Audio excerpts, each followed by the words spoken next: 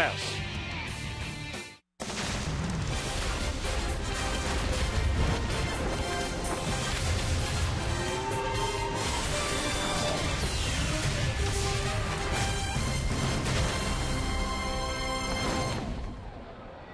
Tonight we welcome you to Baltimore, Camden Yards, where the Rays and the Baltimore Orioles will conclude their day-night doubleheader. Rays winners in the first game 5-2, and game 2 just moments away. Hi again, everyone, with Brian Anderson, Dwayne Stats. Good to have you looking in. Well, Brandon Guyer, a big part of the Rays' victory, and they're hoping to take that part of what went well in game 1 and put that together with Jake Odorizzi here in game 2.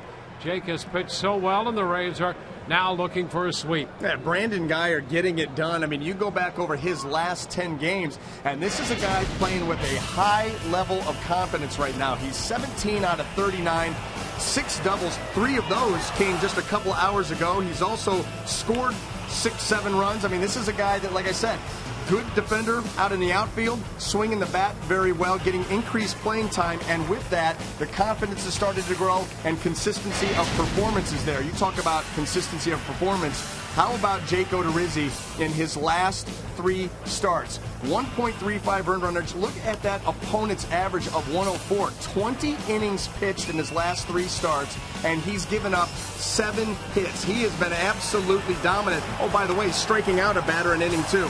That good four-seam fastball up in the zone, the curveball, slider, changeup. Right now, Jake's got it all working.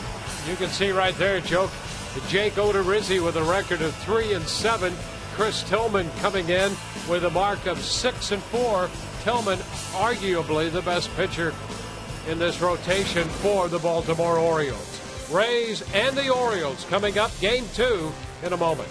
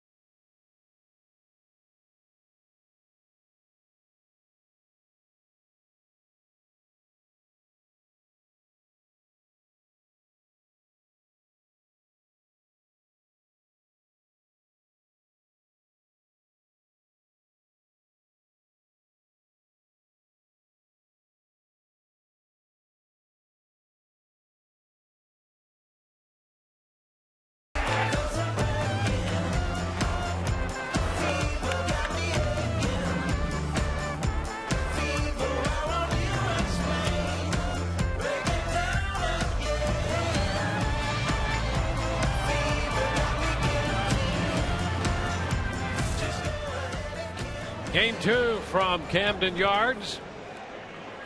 Set to begin. Rays coming in 33-48. Baltimore 41-37. Our lineups presented by your Southern Ford dealers. Desmond Jennings leads it off as the DH, followed by Kevin Kiermaier and Ben Zobrist. Evan Longoria, James Loney, and Brandon Guyer down the middle. Matt Joyce in right. Ryan Hannigan does the catching. And Logan Forsythe at second base will bat ninth. And the Rays face Chris Tillman, tall right-hander on the hill. We're set to play ball. First pitch, a swing and a foul ball right back into the screen. First pitch presented by Pinch-A-Penny.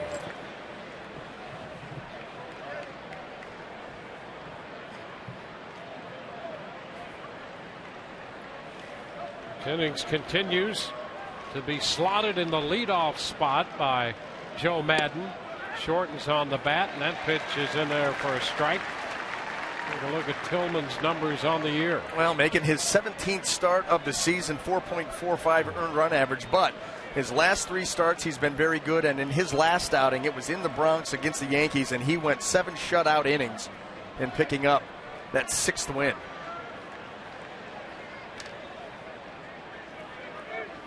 We're about to have some fun with numbers, too. Oh, yes, we are. 1 ball, 2 strikes. How about this for a breakout? Chris Tillman, you break out his season. He is 0-4 here in Baltimore with a 2.78 earned run average. All 6 wins have come on the road, 6-0 on the road with a 5.5. Yeah, figure that one out. And that's after he pitched those 7 shutout innings right in New York against the Yankees. Yeah, that was pushing an ERA of 6 before that, but undefeated with a 5.53. Hasn't won here with a 2.78. That's where you hit the refresh on the screen to make sure that those numbers are absolutely correct. That's right.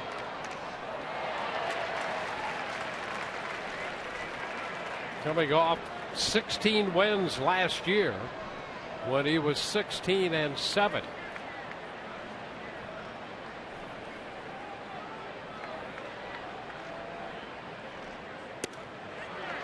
And strike 3 called to Jennings. That's the way this one begins. The other thing, that if you're thinking about running with him on the mound, he's 6'5", forget about it. There's only been 1 attempt the opposition has tried against him this year. No one has stolen a base off of him since June of last year. It's been over a year since anyone has stolen a base with him on the mound. And for a right-handed pitcher, that's almost unheard of. Here's a nice bunt attempt and a nicer play at third by Machado. Kiermaier trying to bunt his way on, and Machado made a very nice play. Kevin Kiermaier faked a bunt in game 1 of the series. Manny Machado was put on notice. Look where he's at. He's a step or 2 into the grass. So he's anticipating that play. And even on a good bunt by Kiermaier, he's able to get there because he was way in on third base. And the exchange was flawless and quick. Boy, that's almost where Kevin Kiermaier, when you see Manny Machado, unless his movements are very late, if he's that close, with his ability to charge balls, and we've seen it, he saw it in game 1. It's just not the smartest of plays. If you're going to do anything, try to pull that with you and get it by Chris Tillman, who's, probably not the quickest cat off the mound.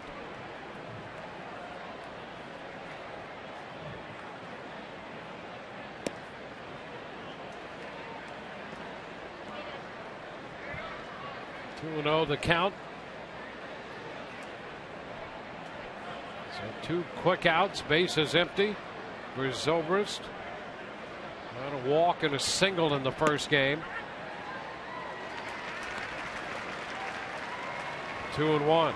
And you see Chris Tillman's velocity anywhere from 90 to 92 here in the early going. And obviously he's a much better pitcher when he's really letting loose with the fastball and getting it up close to the mid-90s. On the ground, Flaherty at second. A strikeout. couple of ground balls, one a bunt, 1, 2, 3, go the Rays.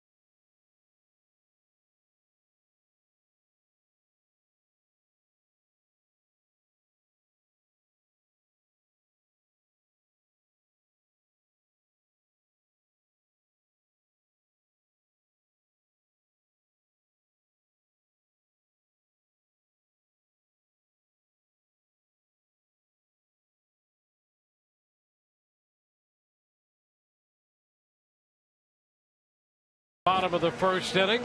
Take a look at their lineup. Presented by your Southern Ford dealers. Nick Markakis will be the DH in the nightcap. Manny Machado hits second, followed by Adam Jones. Nelson Cruz, Chris Davis, and J.J. Hardy, the heart of Buck Showalter's lineup.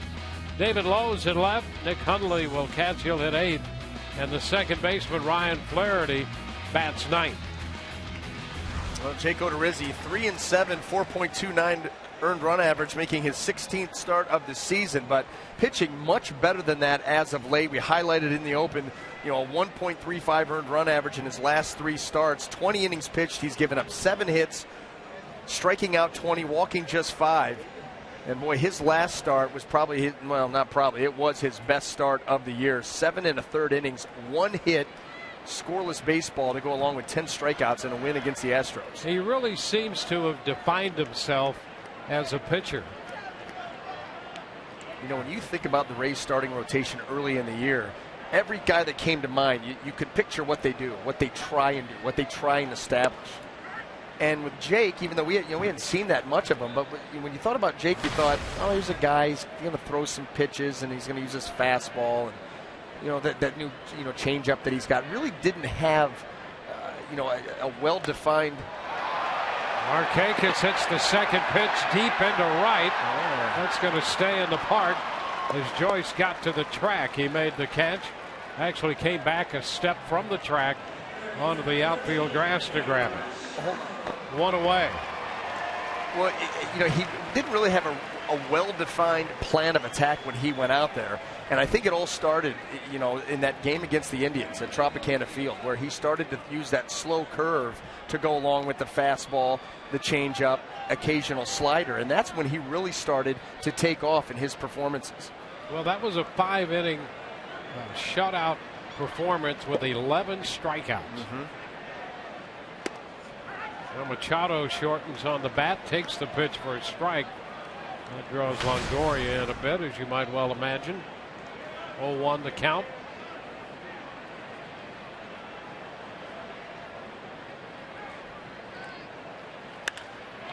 Fly ball, center field. Kiermaier going back near the track, and he's got this one. 2 gone. Well, let's take a quick look at the Rays defense as it lines up tonight. Brought to you by Golden Diamond Source. In the outfield, left to right, Brandon Geyer, Kevin Kiermaier, and Matt Joyce. Across the infield, third to first, Evan Longoria, Ben Zobrist, Logan Forsythe, and James Loney. Ryan Hannigan will be behind the plate.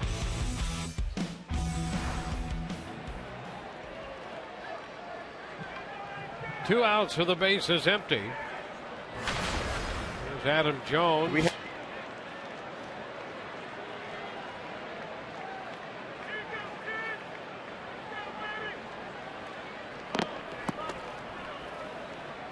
Jones was 0 for 4 in the first game. Starts the night hitting .293. 1 ball, no strikes.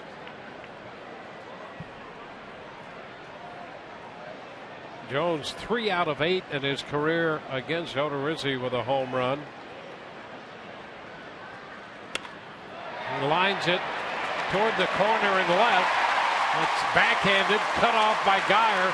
Jones digs for 2, and he's in there with a double.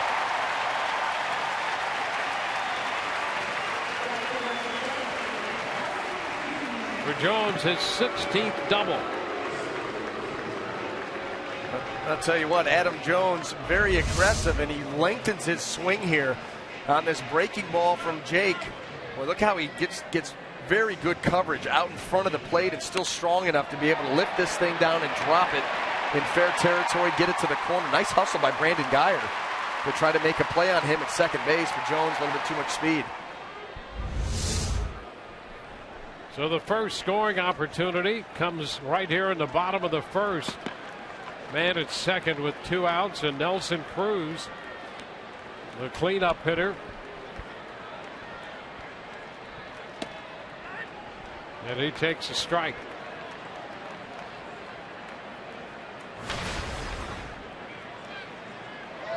Cruz, the DH in game 1. He started the day second in the league in home runs.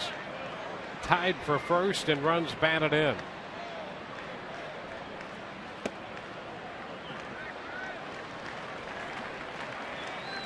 1-1 to count.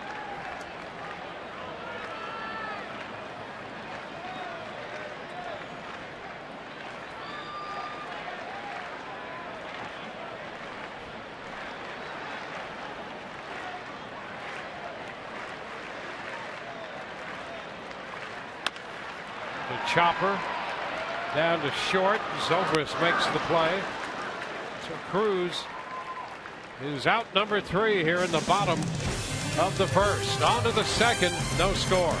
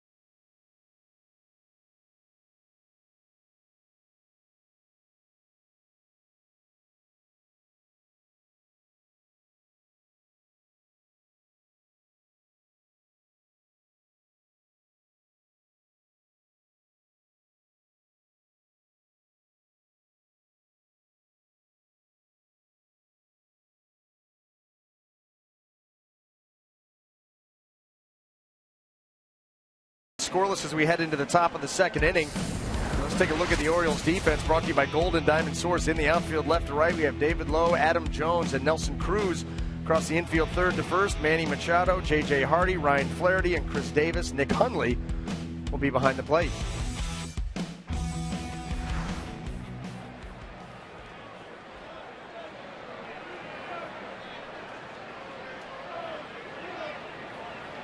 Evan Longoria leads it off in the second inning.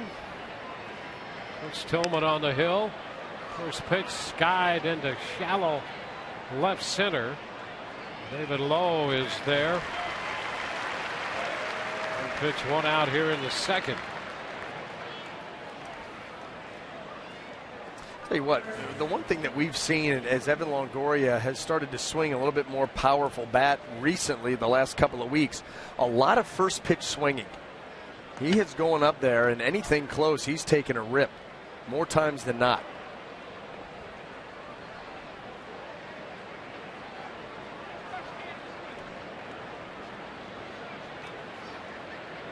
James Loney, who right now leads the team and runs batted in with 38.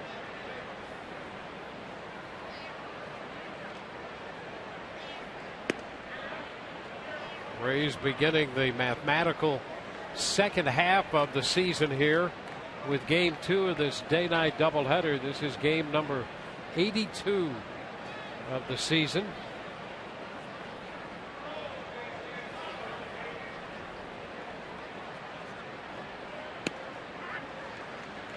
Two balls, no strikes. You know, when you look at the next 81 games, how about this for another fun fact? If the Rays run the table from here on out and go 81-0, I don't think that's going to happen. But if they were able to do that, they would still end up 2 games behind the 2001 Seattle Mariners.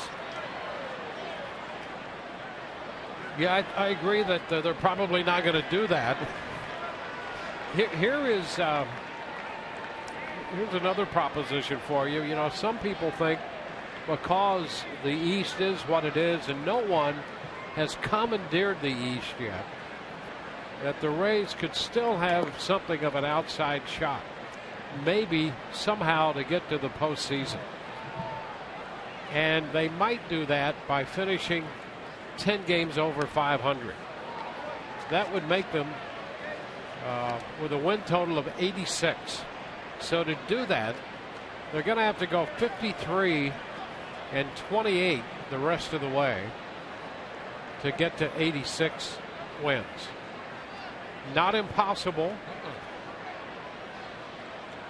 but they're going to have to start scoring some runs. There's a high fly ball into deep right. Cruz all the way to the fence, and it's gone. James Loney hits one out. And the Rays take a 1-0 lead on Loney's 4th home run of the year.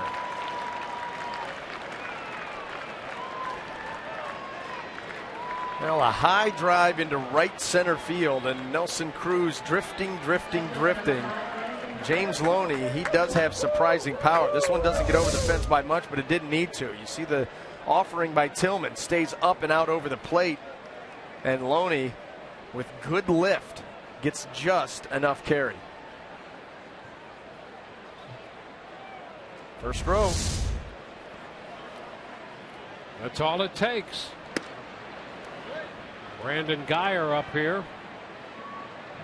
1 ball, no strikes. So Loney giving the Rays the early lead. Guyer had a very good game 1. He was on base 4 times, 3 doubles. He was hit by a pitch, drove in a run, and scored 2 runs.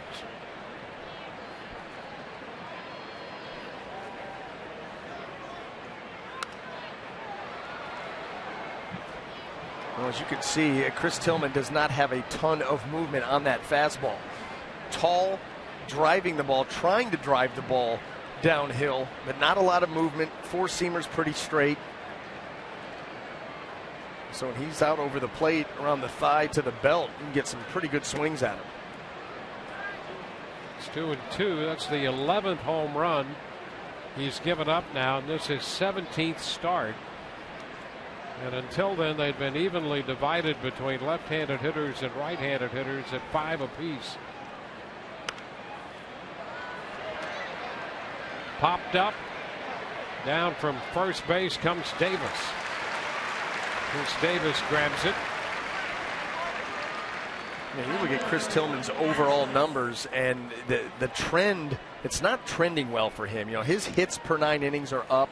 Strikeouts per 9 are way down. Walks are up. You know, that last stretch where he's thrown the ball well in his last 3 starts, over 20 innings 19 hits given up, just 4 earned runs, very good, but just 5 strikeouts in his last 3 starts combined.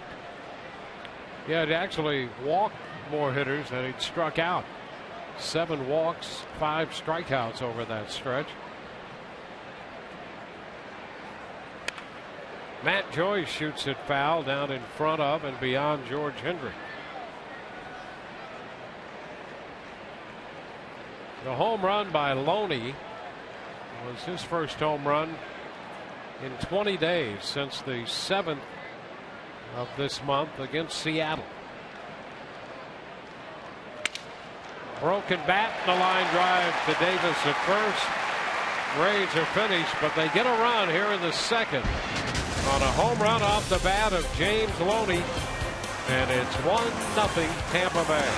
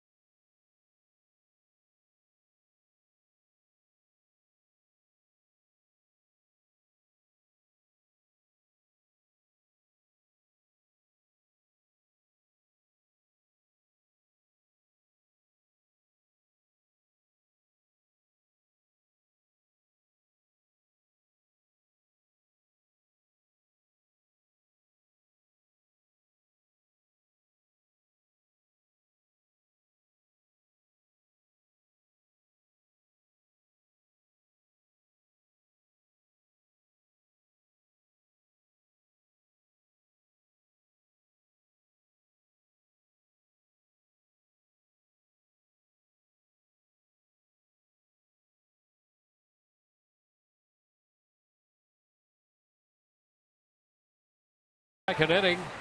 You watch the Rays battle the Astros June 21st wearing their 1970s original jerseys, and now you can own a piece of that game. Bid on MLB authenticated game-used jerseys, hats, pants, and more.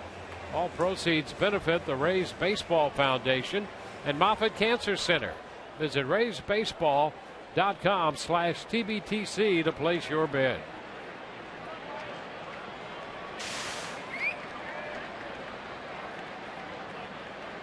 Chris Davis, the big first baseman for the Orioles, takes the first pitch for ball 1.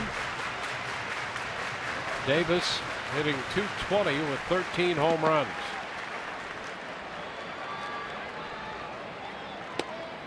Big cut and a miss.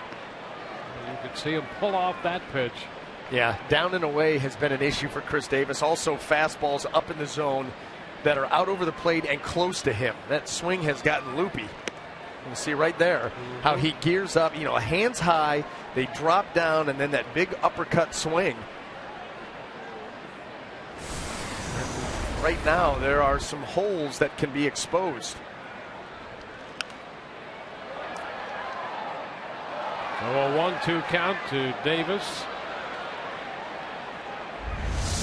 Here's that swing. See the hands come down and then trying to get up to that pitch. That was away from him and with some elevation. So, yeah, you're able to foul that off, but you get it closer to him. You get it right over top of those hands. You want this pitch down. High fly ball center. Kiermaier on the track.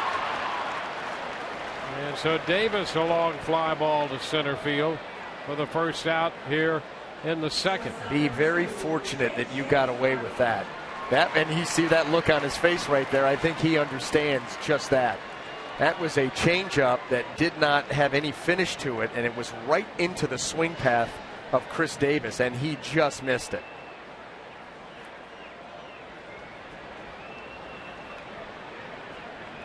Here's J.J. Hardy, the shortstop. First pitch is a strike.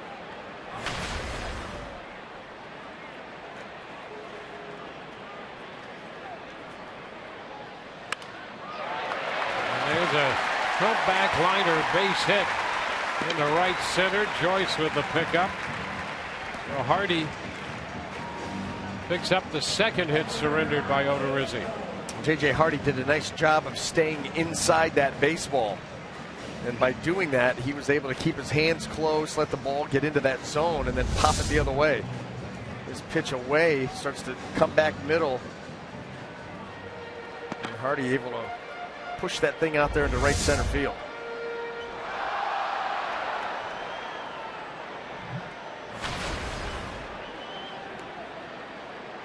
One on with one out for the number 7 hitter, David Lowe.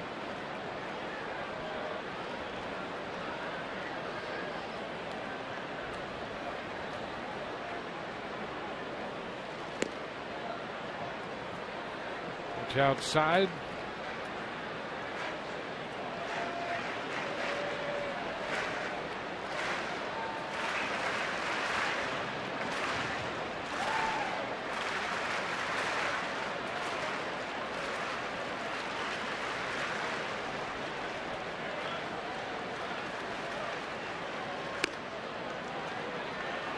Odorizzi faced the Orioles at Tropicana Field on the 16th. Gave up a couple of runs. They came on the Adam Jones home run when he left the game. After 5 1/3, he gave up 3 hits, struck out 5 and walked 2 in that game. Ground ball off the glove of Longoria.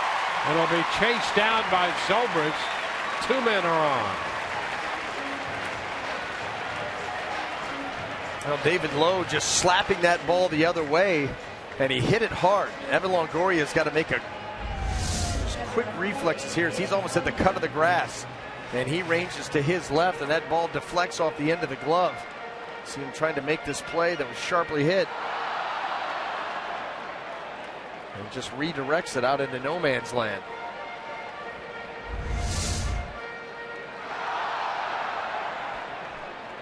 That'll be Nick Hundley out of the University of Arizona.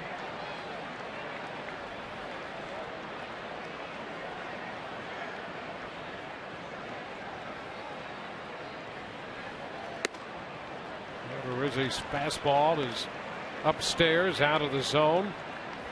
1 ball, no strikes.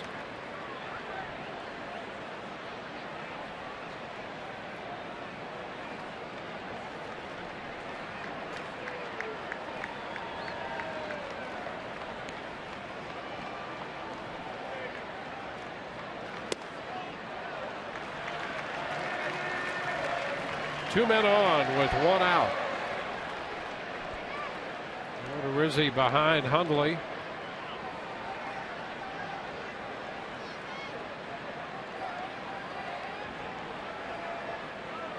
Well, the brain trust on the pitching side already having discussions. That's going to be a strike. I'll tell you, the one thing that we've seen already early in the game, David Rackley, there is a pause before the call. You see him, you're not sure this pitch right here, maybe up and out of the zone for ball 3. And then you get the called strike.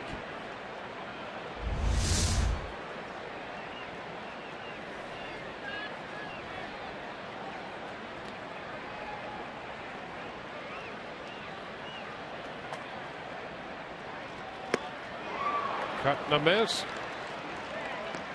Only after that pitch up that time, after taking the first one up there for a strike.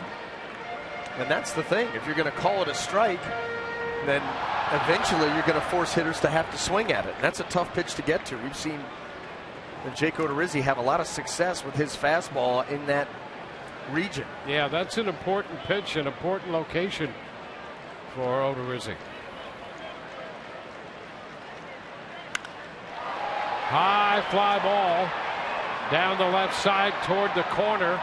That's a foul ball. That's where the danger of executing a fastball up in the zone comes. You know, if you can get it up where Hundley swung through it, that's one thing. If it's just a little bit lower than that, they got a chance to put a good swing on it, good contact. Unfortunately for the Rays, that one went foul. I think, you know, when you saw Joe down there talking to pitching coach Jim Hickey, I think a lot of what was going on. Think about some of the outs. There have been some long, deep fly balls already here in the early going. Baltimore making some pretty good contact, and now threatening with 2 runners aboard. Well, getting a strike call up there is something that may be out of his hands, but that's an important development in this game for him, because part of this run of success has been his ability to get strikes up there and force hitters to try to determine what's a strike and what they can handle and what they can't. They've chased a lot of pitches up out of the zone against him. And Hundley takes this one high, 3-2. And hitters will have that tendency to do that anyway for a couple of reasons, especially off Jake. He's not overpowering, so they're seeing the gun readings, 90, 91, 92, sometimes a 93, but he's not going to blow you away with pure velocity. And the closer that ball gets to your eyes, the bigger it looks to you as a hitter. And when you see the ball big, you want to swing the bat. If you can get called strikes up there, too, to go with it, have some fun. 3-2. Lined into left. That's going to drop for a base hit. Here comes Hardy in to score. Throw to third. Safely in is low. Hundley drops it into left for a base hit. And that ties the game. We're going to have to go back and look at Brandon Guyer out in left field, but it almost looked like David Lowe deked him and able then to get to third base. First, let's see the hit here. This ball running in, jams Hundley. He's able to drop it in there, and then David Lowe comes around second base and Brandon Guyer picks him up late. He came around second base, hesitated, then broke for third, and Brandon doesn't pick him up till right there. And then tries to rush the throw, and he's in there. First and third with a run home. Here's Ryan Flaherty. Who's after the first pitch fastball. Fouls it out of play for a strike. Well, the Orioles tend to be an aggressive lineup anyway, but they seem to be especially aggressive the first time through here to start this game. And this is when Jake Odorizzi is typically at his best. First time through the lineup, he's held the opposition to a 129 average. Always comes out of the gate first 2 or 3 innings and pitches very, very well. But tonight, Baltimore is getting some decent swings. Upstairs, 1-1.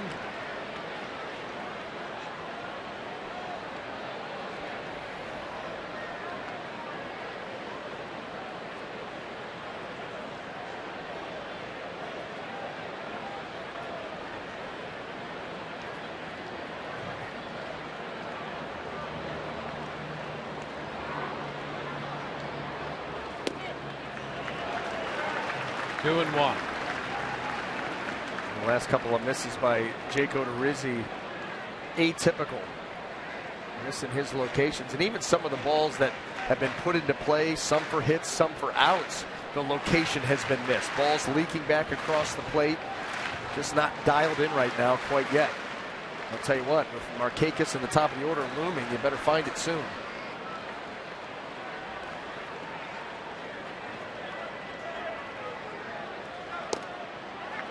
That's going to be a strike at the knees.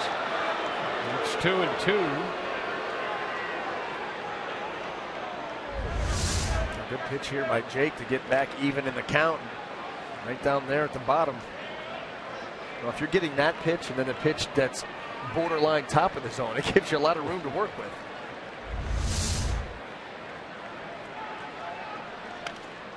Foul ball back. Fastball that caught some of the plate there. Another one of the reasons why Jake Odorizzi's pitch count gets run up so quick. A lot of those fastballs up in the zone, he's had success with them, but they also lead to a lot of foul balls, and that's what we see with him just about every time out.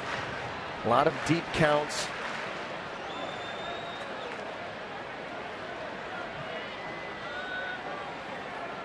So another 2-2 pitch to Flaherty. And he strikes him out. Big strikeout for Odorizzi. Flaherty swung through that one. Yeah, and nothing fancy about it at all. 91 miles an hour right down Broadway. Four-seam spin.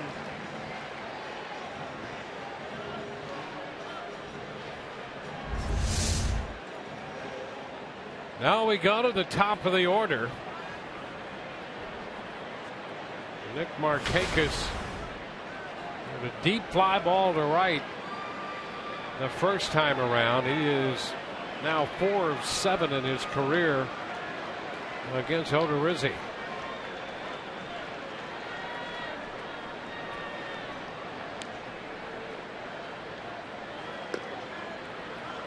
Up out of the zone. Ball, no strikes. Markakis had a single and a walk in game 1. Scored a run in the first inning of the first game.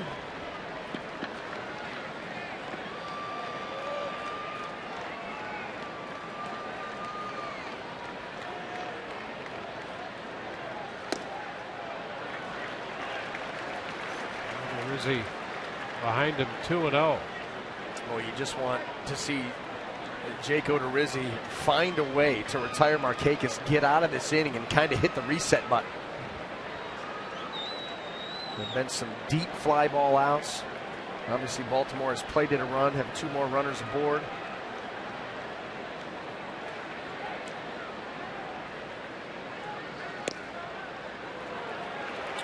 That one stays wide. 3-0. On deck, Manny Machado.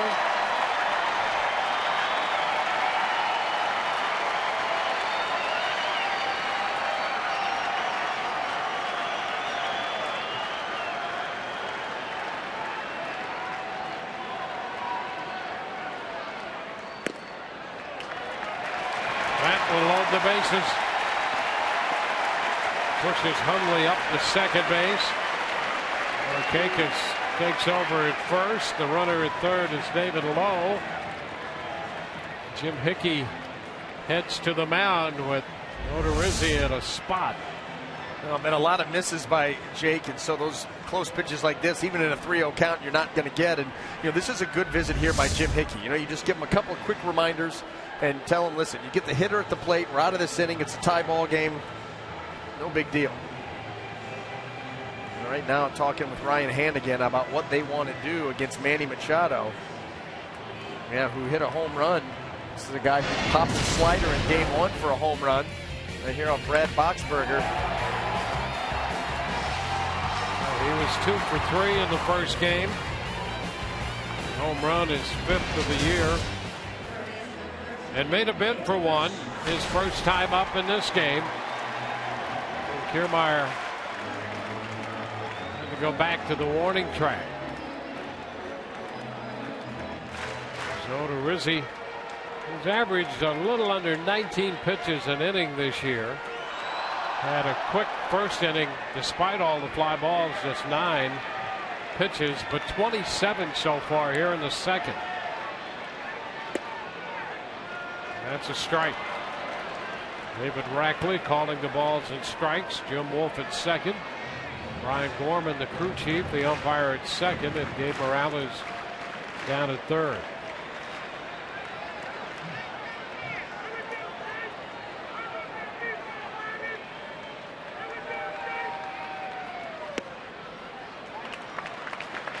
1-1.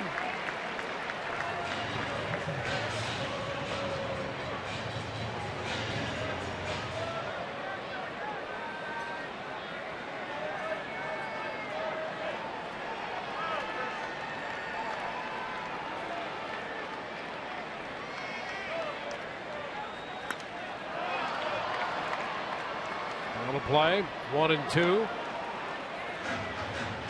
Be careful. Be very careful. There's another pitch out over the plate. Odorizzi has caught a lot of the plate here in the first 2 innings.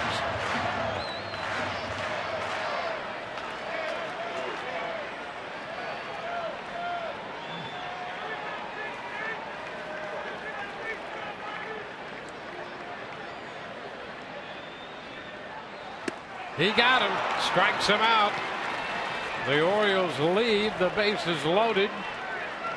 Odorizzi, a very big strikeout right there. Take another look at that one. 1 run scores, they leave them loaded. 1-1 after 2.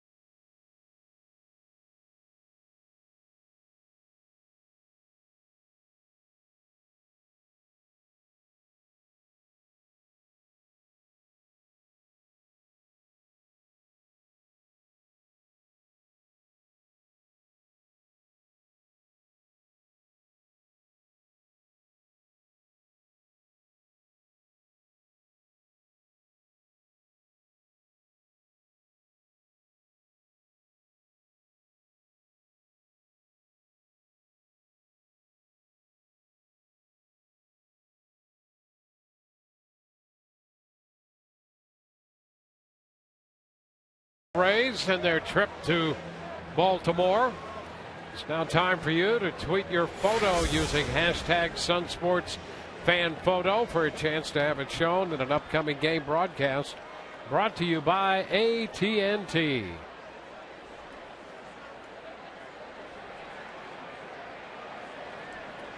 Ryan Hannigan, who had been bothered by a stiff neck the last couple days, in the lineup in Game 2. He takes the first pitch from Chris Tillman for a ball. 1 ball, no strikes.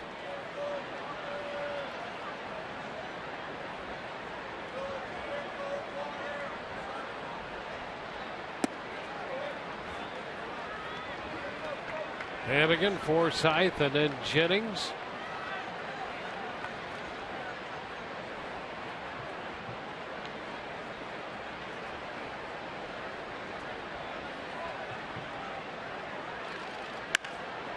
Hot shot to short.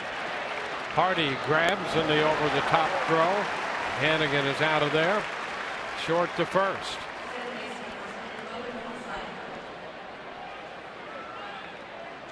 Well, Chris Tillman, the one thing we talked about, his lack of strikeouts this year, especially recently, but using this Baltimore Oriole defense is not a bad thing either. This is one of the top fielding teams in all of baseball.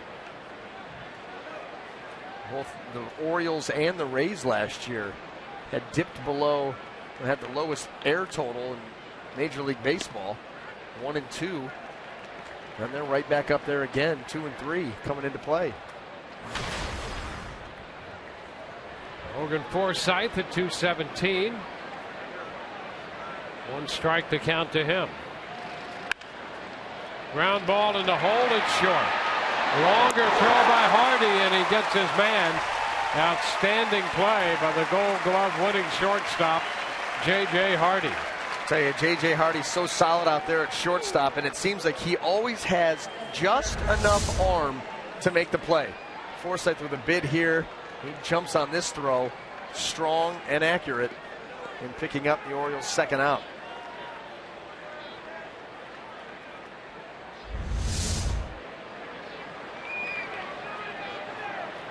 Two quick outs here for Tillman. Desmond Jennings. He takes a strike. Rizzi made 31 pitches in the bottom of the second. And the Rays with a couple of quick outs here. 2 outs on 5 pitches. 1 strike to count. Now a foul ball. So this is right now just 7 pitches into this inning for Tillman with 2 outs and the bases empty.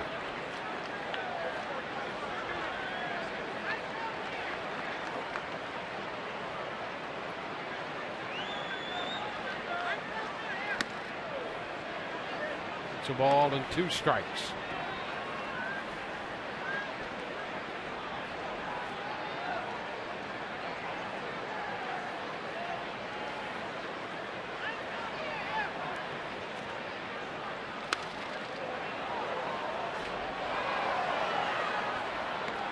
Count holding at 1-2.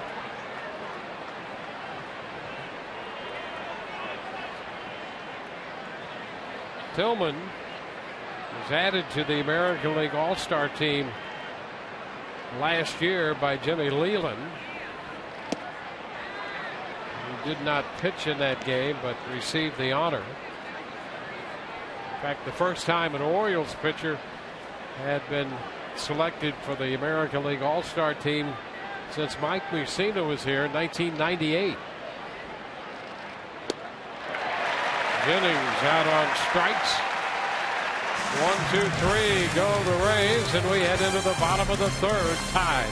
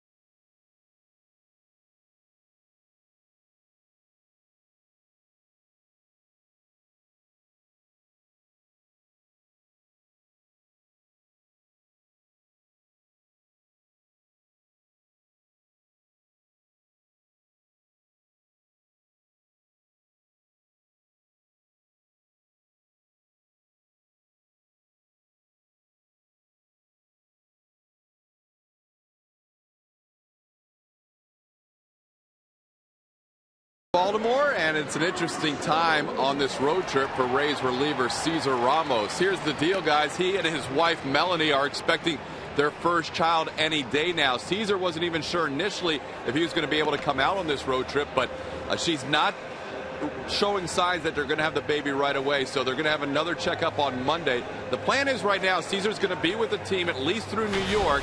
They may decide to induce Thursday or Friday of next week, but just in case something happens between now and then, Ron Porterfield is on speed dial, and he would definitely call the bullpen in a moment's notice. And Cesar is with the team here in Baltimore, but may not be with the team for the entire trip. Guys, back to you. Yeah, wouldn't that be a call to the bullpen? And they were thinking sometime next week. So they're on the pins and needles, waiting. Here's Adam Jones in the bottom of the third to lead off for Baltimore. Jake Odorizzi on the hill for the Rays. And he has Jones chasing that pitch. But you see Jake Odorizzi kicking the front of that rubber. He kind of stumbled as he delivered that pitch to Jones. And that sloped downhill. You get that clay mix. And really, it's usually done so well that when you land, the foot stays firm, and it really has to, time and time again, for a pitcher to be able to deliver the ball to the plate consistently. You see where it starts to dig out. Well, that curveball that he delivered to Jones has been such an important pitch to him. You don't see it all the time from him, but to get that into play has been important for him. And he started the bottom of the third with it. Check swing and a little soft line drive, and that was off the curveball right there, I think. And I think Adam Jones is saying to himself as he rounds first, I have no idea how I hit that. That was a good curve by Odorizzi, and Jones is way out in front, but he just literally just takes the bat to the baseball, doesn't even really finish the swing. Good 12-6 break. A little soft serve into center.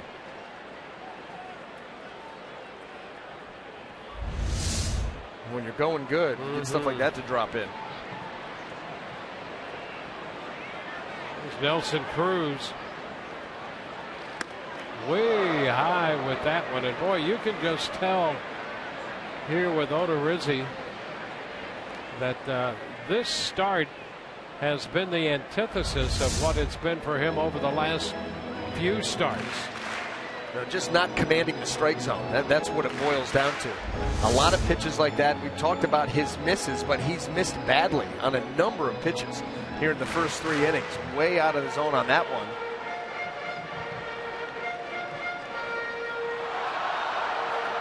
You just got to continue to battle. You know, he's got enough weapons to be able to bide some time before things click into place, but you've got to get there pretty soon here.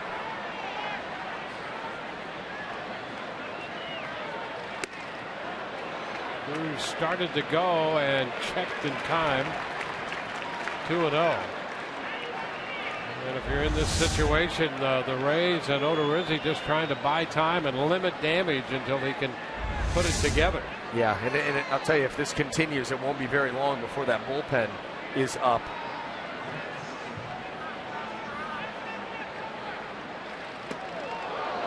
That one stays inside. See, that's what starts to happen when your command is off a little bit, and it's been a consistent theme. Then all of a sudden, you don't feel free and easy and confident when you release the pitch. That pitch right there felt like Jake was just trying to feel it into the strike zone, not being aggressive.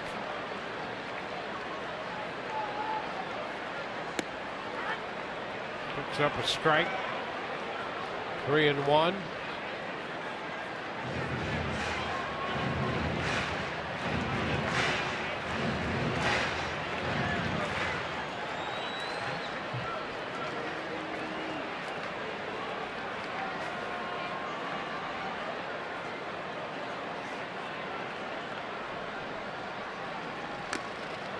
Foul back, a good cut by Cruz on the fastball up. Tonight's Cold Hard Facts brought to you by Frost Brewed Coors Light. 24 home runs, good enough to put him into a first place tie, and runs batted in, tied for first there.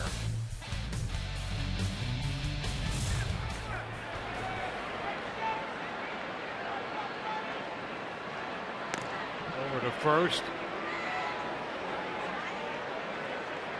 Odorizzi, it would seem, just observing here. He's sort of in between with his delivery. Sometimes he seems to be jumping a little bit. Other times he seems to be dragging that arm, just trying to find that equilibrium. Runner goes, ground ball to third. Longoria will have to take it to first out there. Jones now at second, and Cruz is retired third to first. Boy, everything being hit hard. Nelson Cruz got into that pitch pretty good. Hit that right into the breadbasket of Evan Longoria.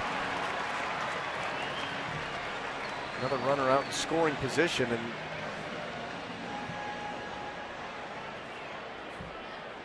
how frustrating it must be, BA, to be out there on the mound having put together a run of starts where everything is in sync, and then to go out there and find yourself battling to try to find that spot. I liken it to, it feels like you're pitching underwater. That's what it feels like. Everything feels slow. You feel like you're rocking. I mean, it just feels like you're pitching underwater, and it's a terrible feeling. And you're searching your mind. What are my keys? What do I need to get to? How can I simplify things to get back into my normal delivery? And it can be a challenge.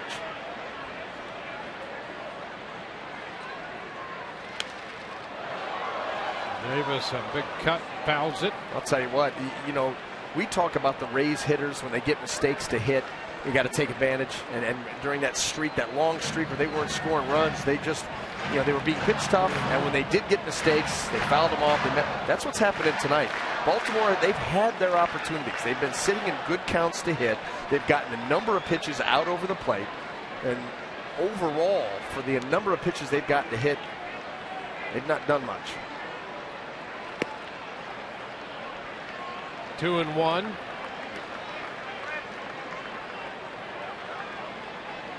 Rays got a run in the first on the Loney home run.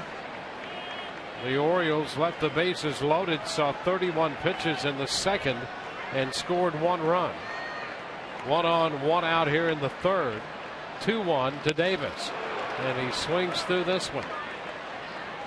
He just can't get there with his swing. It's just the swing has gotten loopy.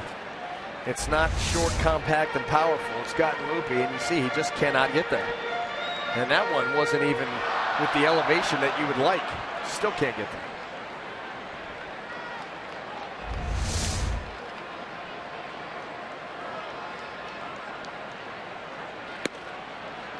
Way high. So we go to 3-2.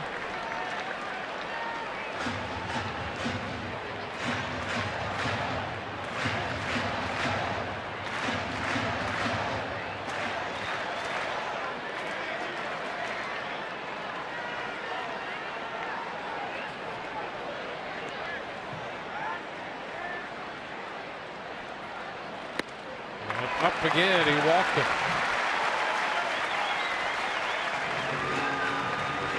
Two men on with 1 out. J.J. Hardy will be the hitter.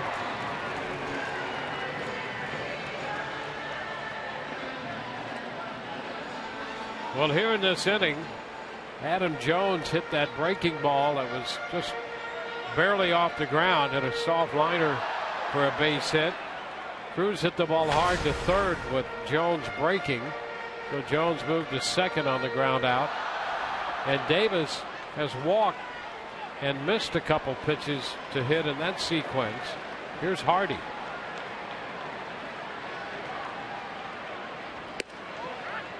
Here's a strike, fastball to start him. And this is the part of the order. First time up, Hardy base hit, Lowe base hit, Nick Hundley base hit. That's what plated Baltimore's first run.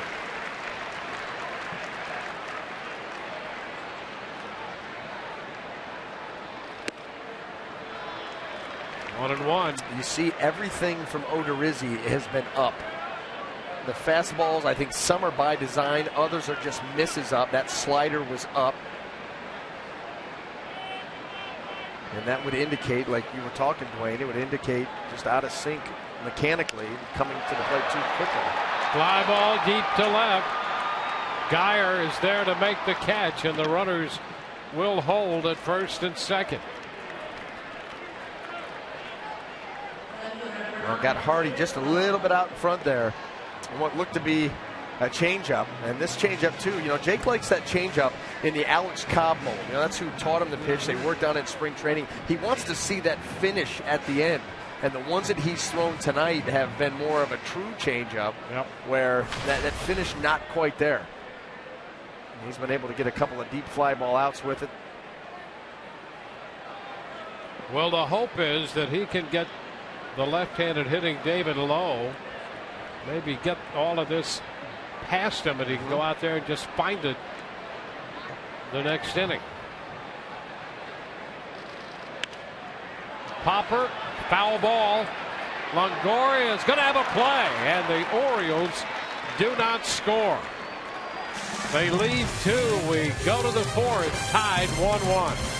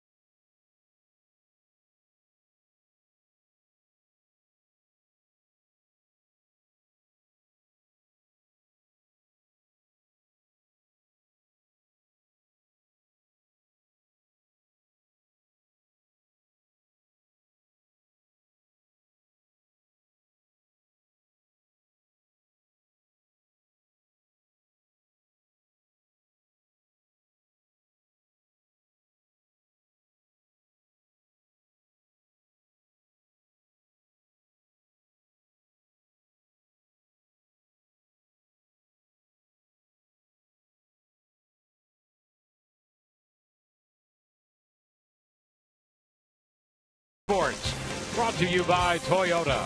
Let's go places. By AT&T, mobilizing your world. And by Checkers, big Philly flavor, small price. Checkers Philly cheesesteak and the new Chicken Philly. Each just $1.99.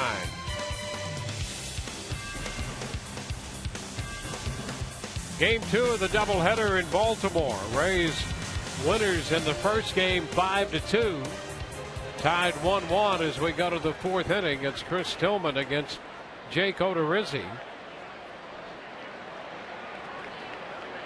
And here's Kevin Kiermaier leading off the 4th.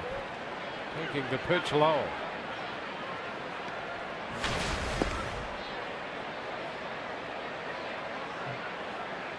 Rays have one hit.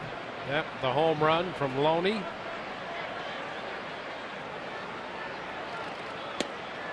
Down around his feet. Got the back foot out of the way. 2-0.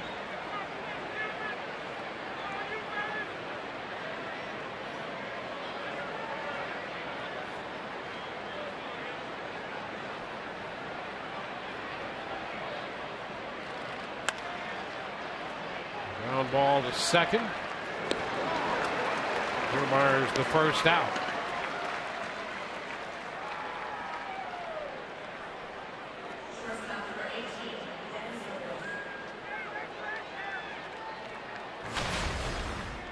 The Rays have had some success off of Chris Tillman in his career. 12 starts, a 2-6 record against the Rays, 4.86 earned run average. Loney got the home run off of an off-speed pitch.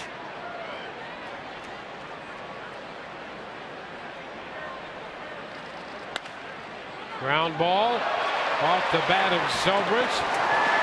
Tillman covers and Davis makes the play with a toss to the pitcher covering. Well, we saw Chris Davis make a sweet play in game 1, and how about another one here in game 2? Tough hop to deal with. You see him go down, get a better view of it, and then get up. Quick flip to Tillman. Well done by number 19. So the bases are empty for Evan Longoria.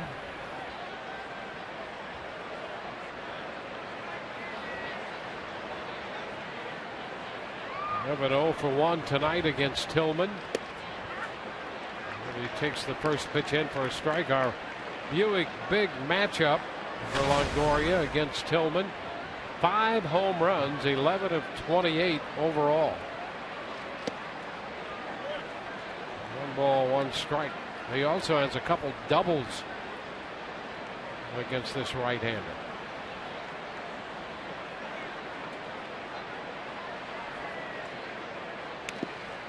And this one gets the plate umpire, David Rackler. Trying to use that curveball right there to throw off the timing of Evan Longoria. Much like Jake Odorizzi will use the slow curve. He'll get his into the upper 60s. That one by Tillman, 75.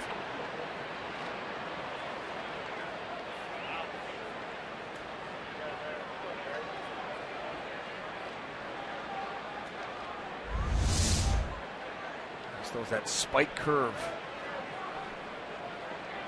Ayo.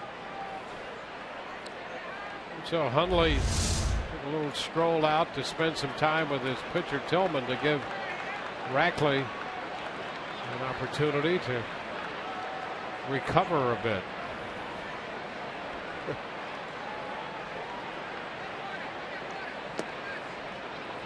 Two and two.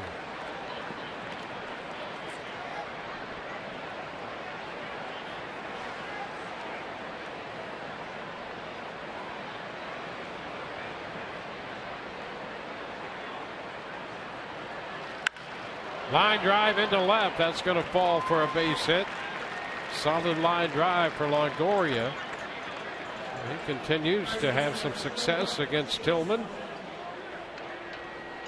Well, he sees the ball well off Tillman. He's got a lot of confidence going up against him. And here with 2 strikes, he keeps this inning alive for the Rays just by hammering a fastball. Just left out over the plate, belt high.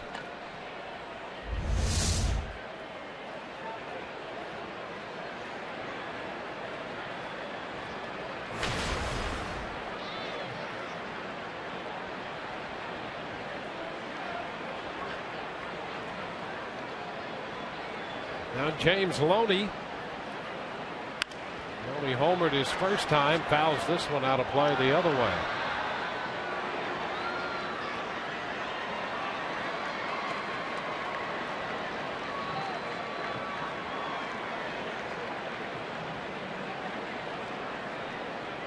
Loney accounting for the run for the Rays on a home run in the second.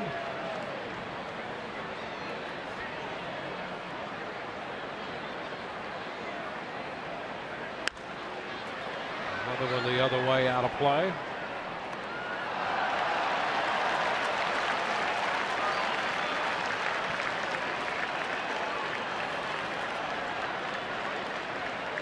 And you know what he just said right there? And what did he say? Roll Tide. They say it to everything, Alabama fans.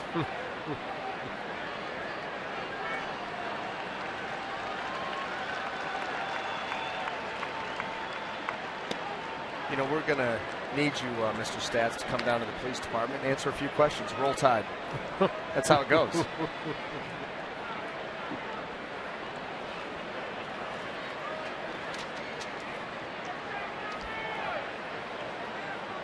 I think I'm going to go with that as my catchphrase. Are you? I like it. Catchy. Which, going down to the police station to answer questions or Roll Tide? Roll Tide by far. 2-2 now. The count to Loney.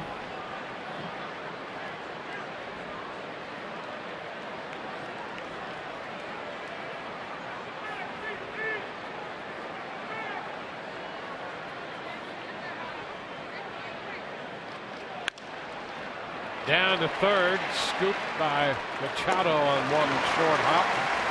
Loney's out. The Rays are finished. They get a hit, leave a man. We're tied 1-1.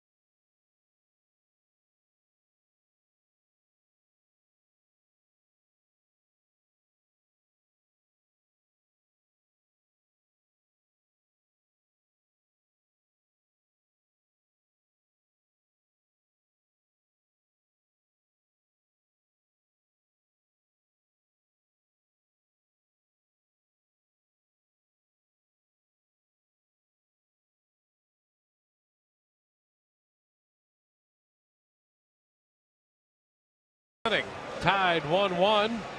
Bust out your leg warmers. Celebrate the 80s. Saturday, July 12th, the Rays play the Blue Jays. Then Joan Jett and the Blackhearts perform after the game, playing hits like I Love Rock and Roll and I Hate Myself for Loving You. Concert free with that game's ticket. Visit RaysBaseball.com/concerts. You know, just going by the names of those songs, it sounds like Joan Jett knows exactly what she wants. I hate this, I love that. Period, end of discussion. Both great songs, by the way. You want to watch the videos in between innings or on my phone? You got them. I do. Way to go.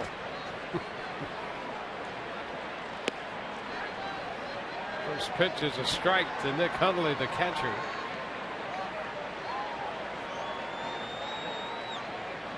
Hundley coming over from San Diego. Some additional catching help with Matt Wieters undergoing Tommy John surgery. It's a 1-1 count.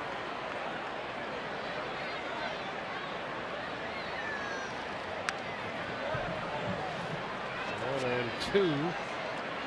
We did see a shot of Jake Odorizzi and Jim Hickey chatting in the dugout last inning, and it appeared to be a conversation involving Odorizzi's pitching hand. And that would explain. I mean, not saying that obviously that's what it is. It very well could be. Good fastball up in the zone again to get the strikeout. But you know what? That would explain some of these misses by Jake. Absolutely. If you're battling something out there on the pitching hand, you know, that's not bad enough to take you out of the game, but it may affect your command just a little bit. That explains a lot. What could be the case? Well, he's had to battle his way through the first three, and to this point allowing only one run. And he starts the fourth with a strikeout. High foul, well out of play. Master tap dancer tonight. Ryan Flaherty, the second baseman, in there.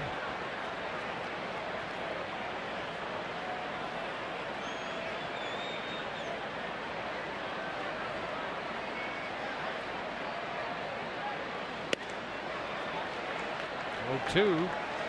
It's amazing how Jake Odorizzi has been able to transform a 91, 92 mile an hour fastball into a swing and miss pitch out over the plate against so many hitters.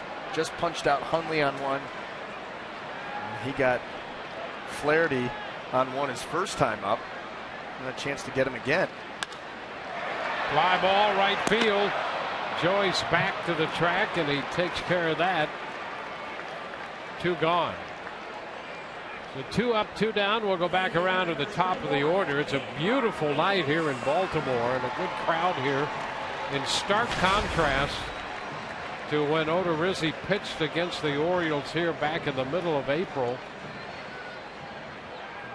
Temperature was 39 degrees when he started that game, won by the Orioles 3-0. He pitched against Miguel Gonzalez in that matchup. Now Marquez takes a strike.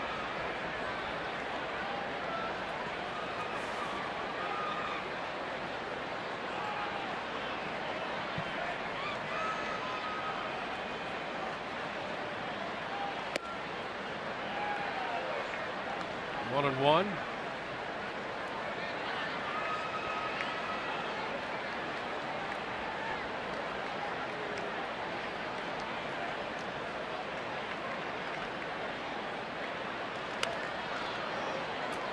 Ball, 2 strikes.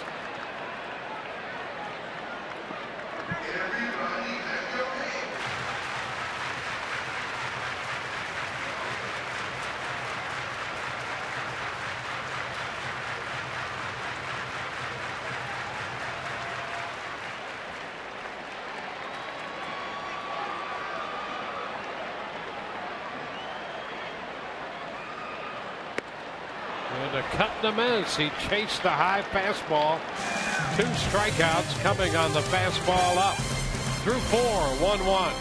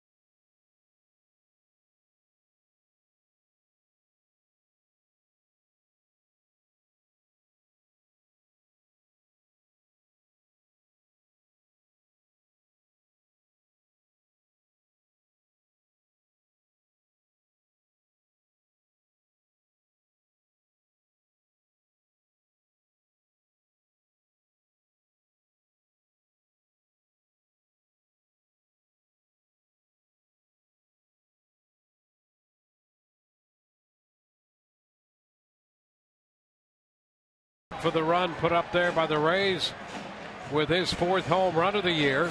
Tied 1-1 as we go to the 5th. In the game tonight and all season long, Tires Plus donates $100 to the Pediatric Cancer Foundation for every Tampa Bay Rays home run televised on Sun Sports.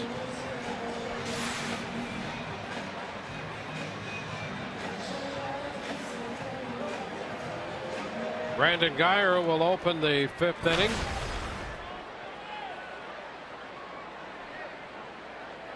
Joyce will follow, and then Hannigan against Chris Tillman. Cut and a miss.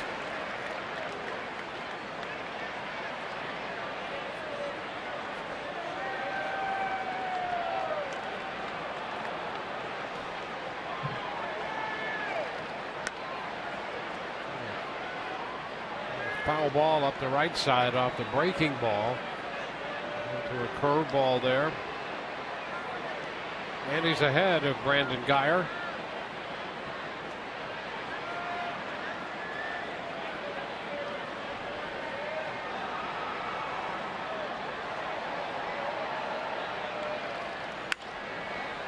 On the ground, a Hardy. Could be the wrong guy to hit it to on that infield. So Guyer is out, short to first. He's getting a workout out there.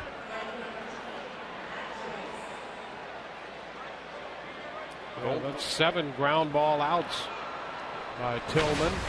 And he's averaged, he's not a big ground ball guy. No, he's about a 50-50 split. You know, coming into the game, it's 122 ground balls, 114 fly balls. So he's basically a coin flip out there. Keeping the ball on the ground tonight.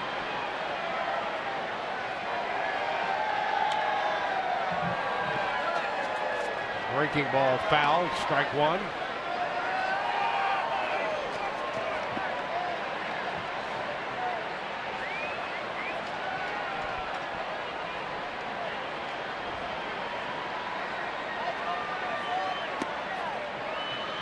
One. He's lined out to the first baseman, Chris Davis. His first time up there.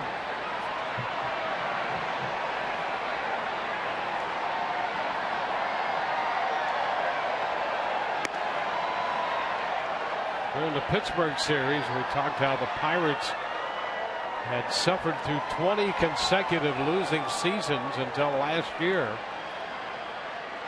And until 2012 here, the Orioles had sustained 14 consecutive losing seasons until they won 93 games in 2012.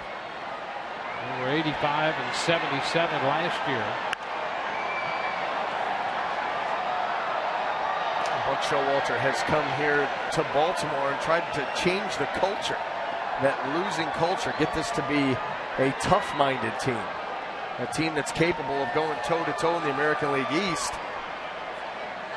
and being able to thrive, take this organization back where it was in mid to late 90s. Fly ball back to right. It's caught by Cruz. Joyce is the second out. Yeah, if you go back to 97, they won 98 games that year. And after that season did not experience a winning season. 14 consecutive losing seasons until 2012.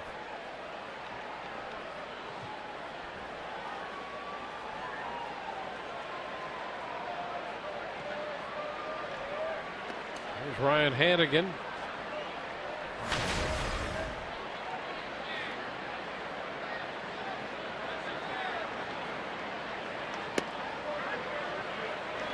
Takes a strike.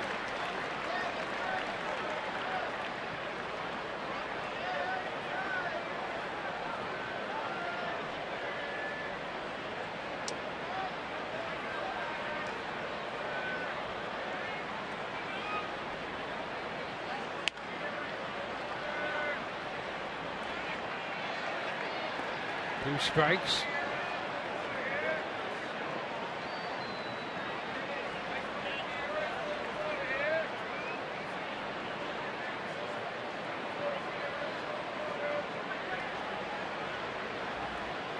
game in the 5th. Rays got a run in the 2nd. Orioles got a run in the bottom of the 2nd.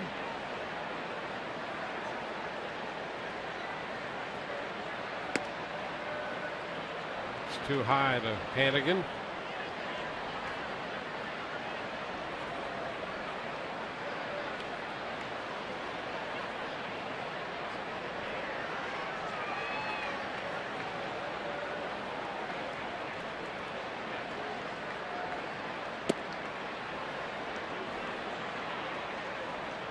Two and two.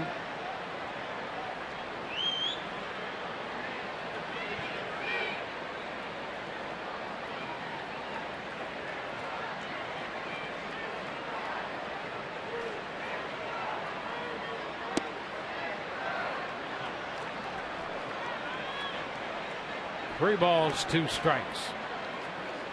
Logan Forsythe would be next.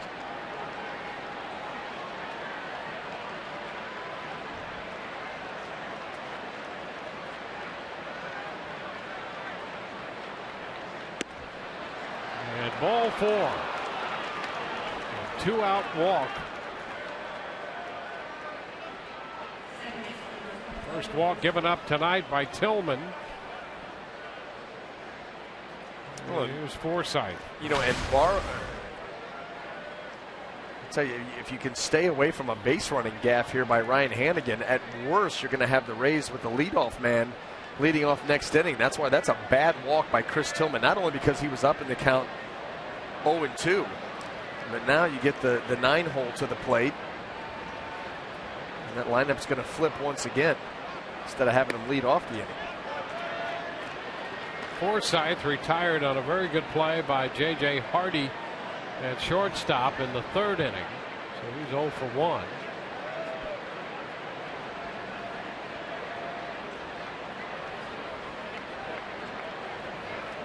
Jennings on deck.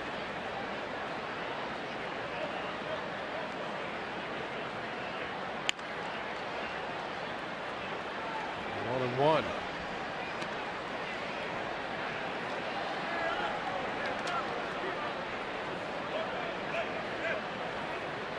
Baltimore started the day chasing Toronto, 2 games back of the Blue Jays.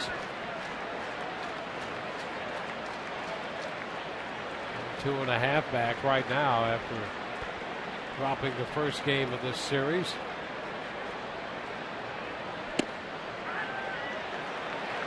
That puts Forsythe behind in the count.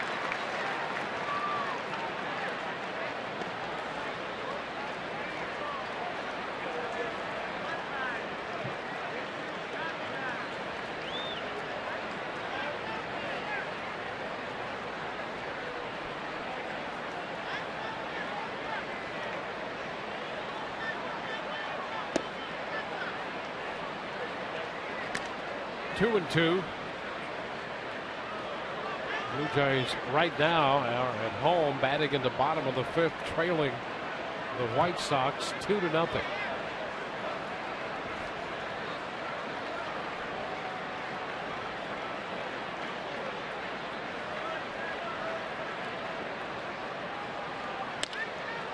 Liner into center.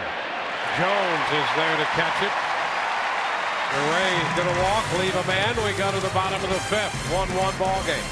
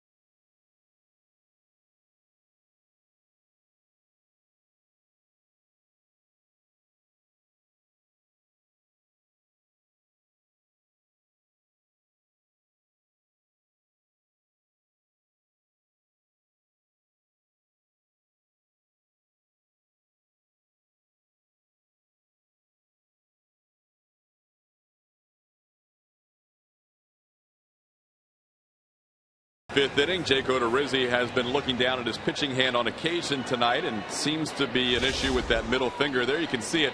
Guys, he's had a little issue with that middle finger nail that's bothered him the last few starts. Obviously not bothered him too much prior to this because his numbers have been good over his last three. Just looking at his pitch breakdown, though, last inning threw all fastballs but one pitch. And really that curveball hasn't come into play tonight. Threw a couple to Adam Jones, and that was about it so far in this game. So we'll see how it goes moving forward, but he has been looking down at that pitching hand. We saw him meeting with Jim Hickey earlier in the dugout about that, guys. Yeah, you know, the other night we were talking about the late Joe Niekro. What Odorizzi needs is that emery board. Yeah. That would come in handy. Well, Jake Odorizzi has been able to stay out of trouble, and he's gotten that fastball up in the zone going once again as he's starting to rack up some strikeouts. And look at how many times. I mean, right out over the plate, letter high fastballs, and he's punched out a number of Baltimore Oriole hitters and able to survive the early innings where he was in some trouble with just one run, and that's the bottom line. Machado taking the first pitch upstairs. All four of the strikeouts for Odorizzi coming on that fastball tonight.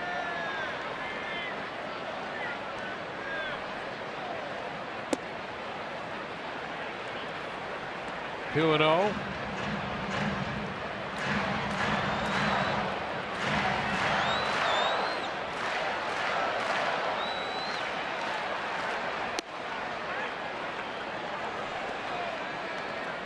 One. So they'll get Machado up here, then the number 3 hitter Adam Jones, and the cleanup man Nelson Cruz. So a big inning for Odorizzi with those hitters coming up. And we'll take a look at our Toyota trend. The lowest opposition average in June, and Jake leads the charge. Even Clayton Kershaw with that no-hitter. But Odorizzi at 157. Baseball misses, and we have a full count on Machado.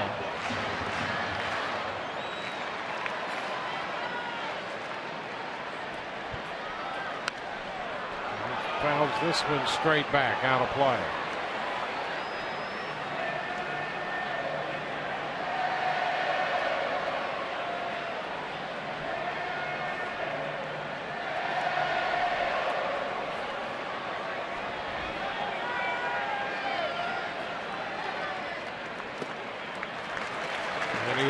The leadoff man. That's the second time tonight that Jake Odorizzi on a delivery to the plate has lost his footing, and that one's costly because it leads to a base runner. The other time he threw a slow curveball to Adam Jones and actually got a swing and a miss, but watch him right here, a little stumble.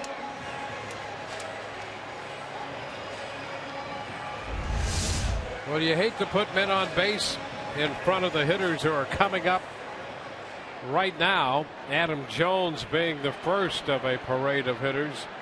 Cruz and then Davis. Any deeper, Hardy.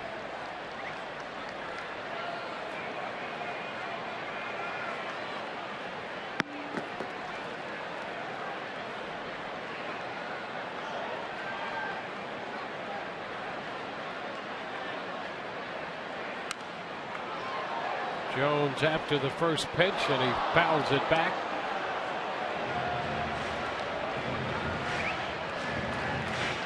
A lot of fastballs here from Odorizzi now.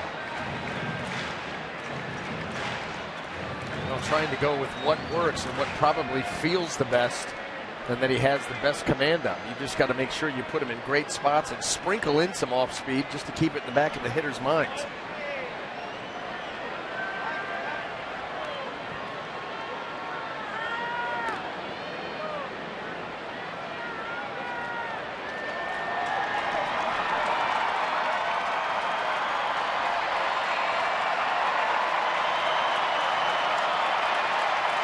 Jones 2 for 2 tonight.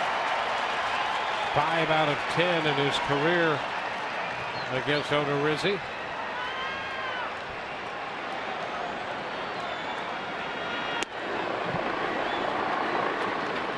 One ball, one strike.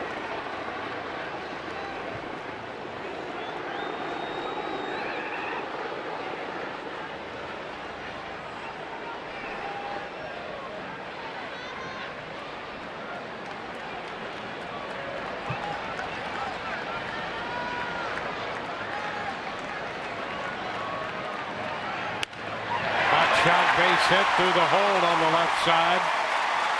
Machado advances to second. Jones is 3 for 3. And now the Orioles have something brewing again. You know, Odorizzi has been good with the fastball. This is another changeup that doesn't have the finish on it. This ball just kind of floats in there, and Adam Jones is able to stay right on it. You see the grip, no finish. And Adam Jones not fooled.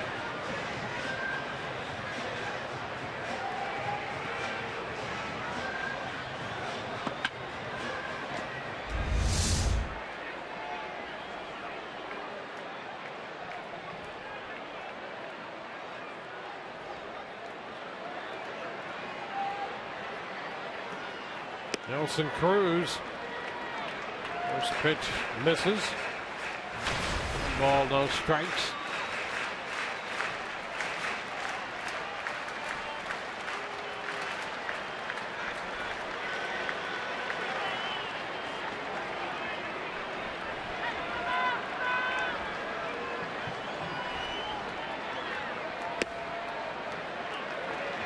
Two and 0.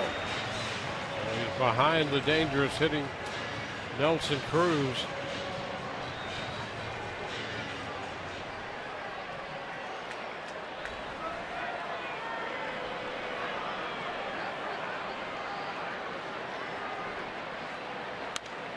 Big cut on a play, a foul ball back.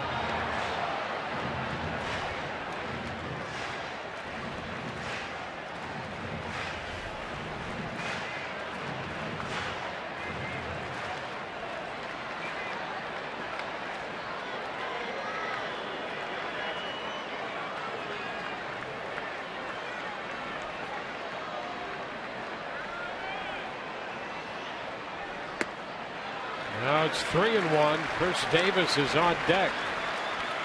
Odorizzi in danger of loading the bases for him. And there's some stirring down in the Rays bullpen, but nobody going yet. You see Stan Borowski on the phone now off. And get some bodies up.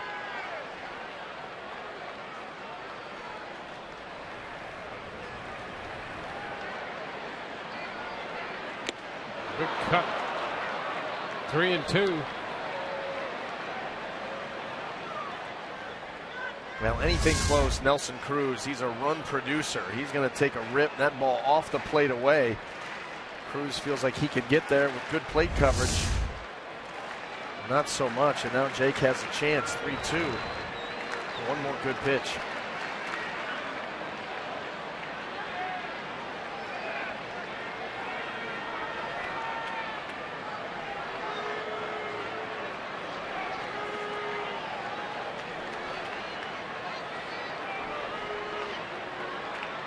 Now the 3-2. And he gets him. Got him with a fastball. How about that? I've not seen anything like this. How many fastballs that Jake Odorizzi can throw? I mean, the velocity's not overpowering, but I'm going to tell you something. He gets those swings and misses on that pitch all the time. Well, that's 5 strikeouts. All 5 have been on fastballs. And right there, he had Cruz with 2 men on and a full count. Here's the fastball to get him. And think about this. He had him 3-1 and 2 fastballs. Yeah. See you later. Jim Hickey spending some time on the mound. This is going to be a game here where Baltimore is going to look back at missed opportunities. And Jake Odorizzi just continues to wiggle through, make pitches when he needs to.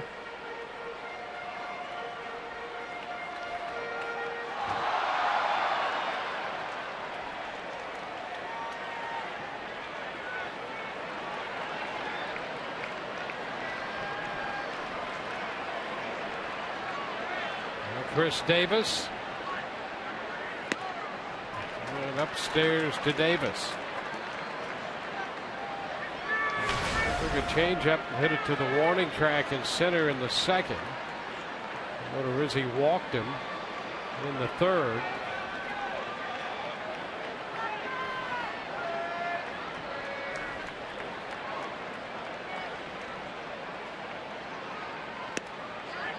That's a strike. 1-1. There is action in the Rays bullpen. 2 on with 1 out. Juan Carlos Oviedo busy in the Rays pen at the moment.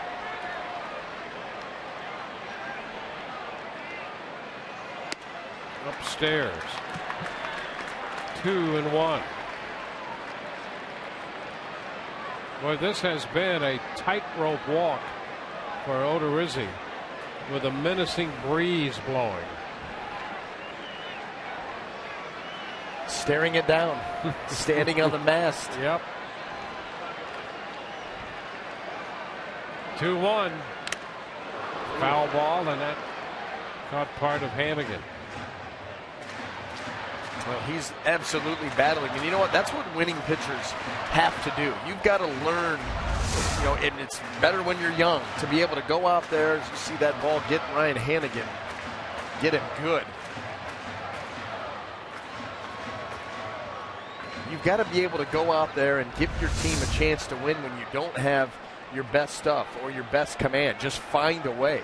And outings like this can really increase a pitcher's confidence because he knows, listen, I don't have to feel 100%. I can still compete at the big league level without my best stuff and be effective.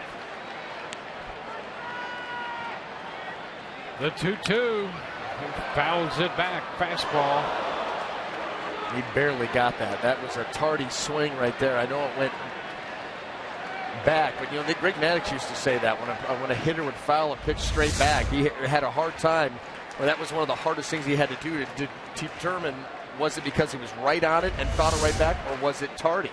Because you can get both of them, and that was a little bit late by Chris Davis. And if he throws another pitch out there again, maybe an inch or two higher, they get another strikeout. 2-2.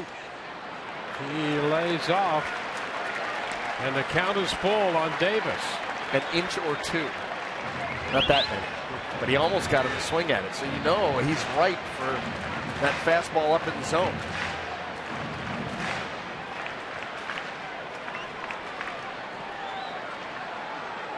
Third full count Odorizzi's had in this inning. 3-2, and he walks it.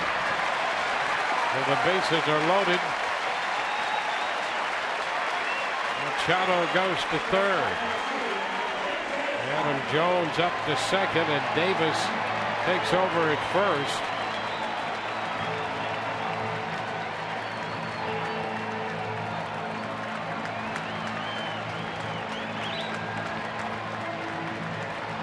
They're loaded for J.J. Hardy. Joe Madden going to stick with Jake Odorizzi here. Jake, through 31 pitches in the second. He's at 23 right now. Bases loaded, 1 out.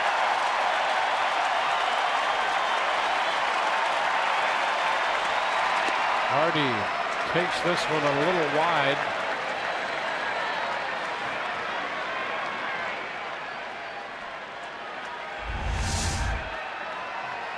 Check the location of that pitch. Just a little bit outside. Orioles threaten again. Hardy fouls this one back. 1-1. They left a man at second in the first. They left the bases loaded in the second. They left men at first and second in the third. Odorizzi retired him 1, 2, 3 in the fourth, and now the fifth inning with 1 out.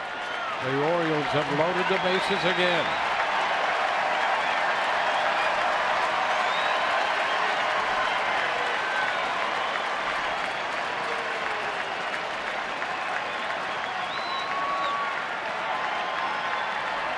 A 1-1 count. He shot that outside part of the plate and just missed. Jake, boy, he wanted that pitch, knowing again that swing from 2-1, 1-2. Joe Madden is asking David Rackby, was that pitch outside? Almost a carbon copy of pitch number 1 in this sequence.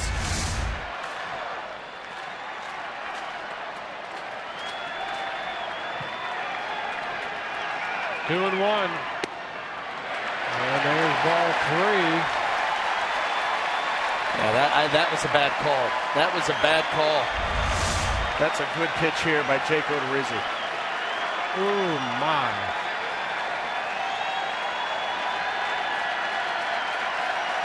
Right at the knees.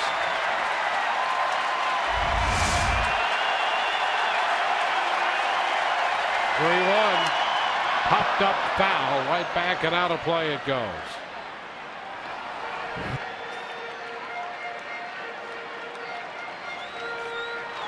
Machado at third, he walked. Jones at second, he singled. Davis at first, he walked. 1 out.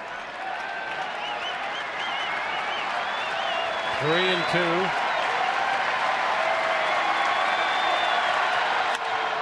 Popped up right side. Will it stay playable for Loney? He's got it. 2 gone. How about that? Loney, just enough room. It's incredible how this Baltimore Oriole lineup, they cannot square up a Jake Odorizzi fastball. He just continues to pump one after the other and either get swing throughs or this little pop up here to Loney. Big pitch, big spot. One more.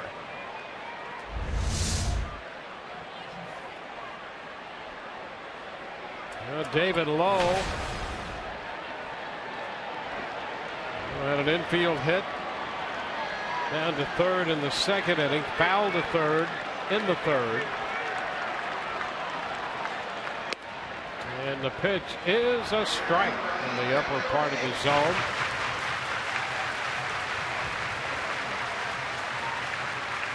And the Rays have Zobrist stationed toward the middle of the infield, still on the shortstop side of the bag.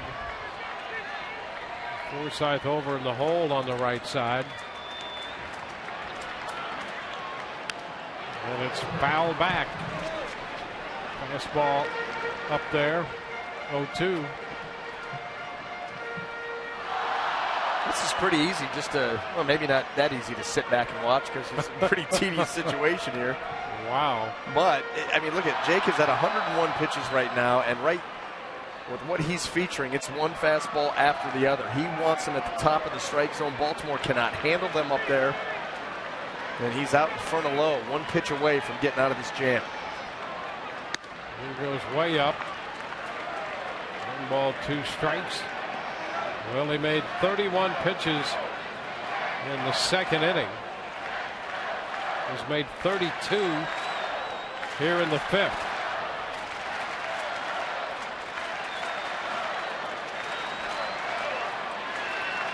Can he get David Lowe?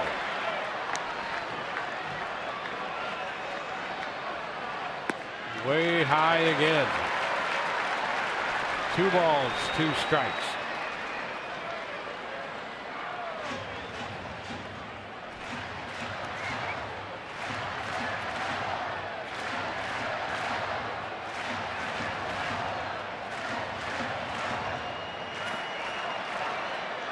Orioles left the bases loaded in the second inning.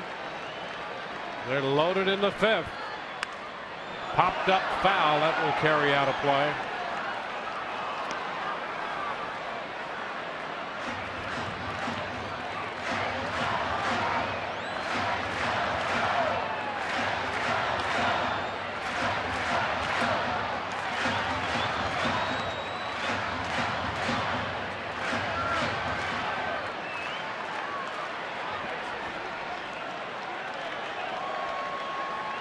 Odorizzi ready.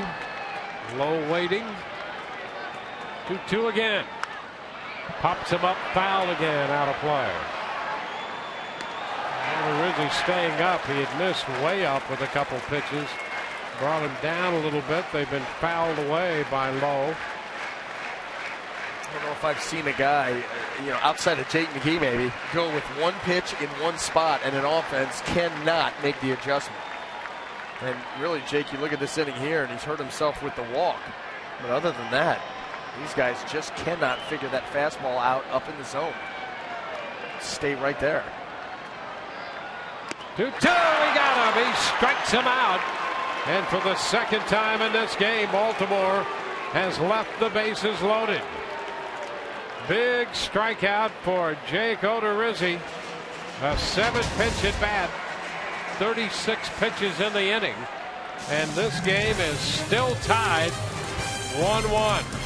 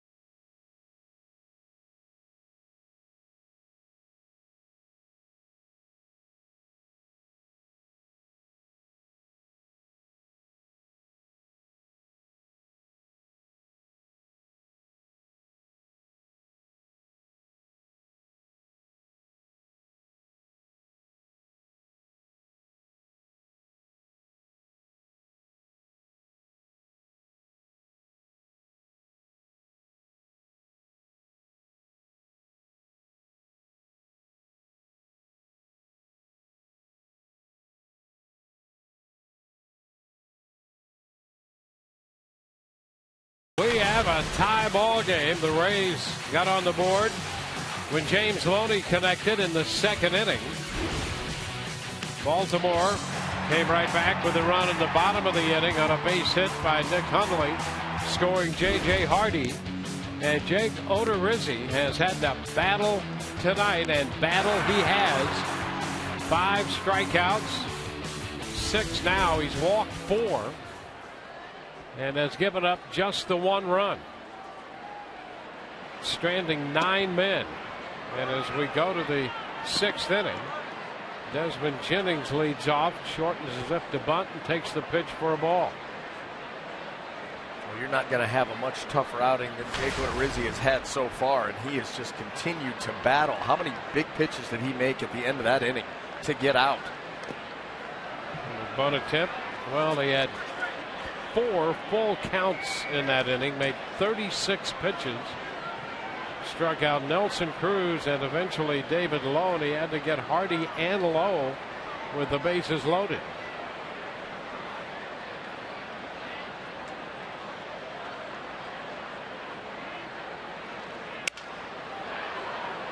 High pop fly left center. Lowe coming in a hurry, and he makes the catch.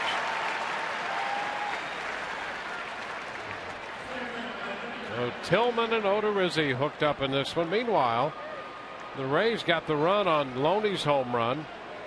Otherwise, they left Longoria at first when he singled with 2 outs in the 4th. And they left Hannigan at first when he walked with 2 outs in the 5th. So not a lot of duress for Chris Tillman. And Odorizzi's been in trouble every inning he's been out there, with the exception of the 4th. Here's a bunt attempt, first base side for Kiermaier. Toss to first, out the call. That was close, and Joe Madden will come out, spend some time.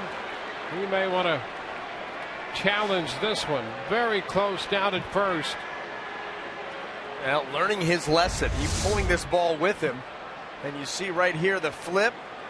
And, boy, you could certainly make the case that Kiermaier got that foot down before the glove, before the ball got into the back of the glove. Boy, that is as close as it gets. But you saw as soon as Kiermaier hit the bag, he turned right around and started screaming Wichita. Yep. So he thought he got there. There you go. Front of the bag. Yeah. I think they're going to. From that look right there, it looks like he got in. So Jim Wolf and Brian Gorman, the crew chief, will have this one re-examined. The Rays have challenged.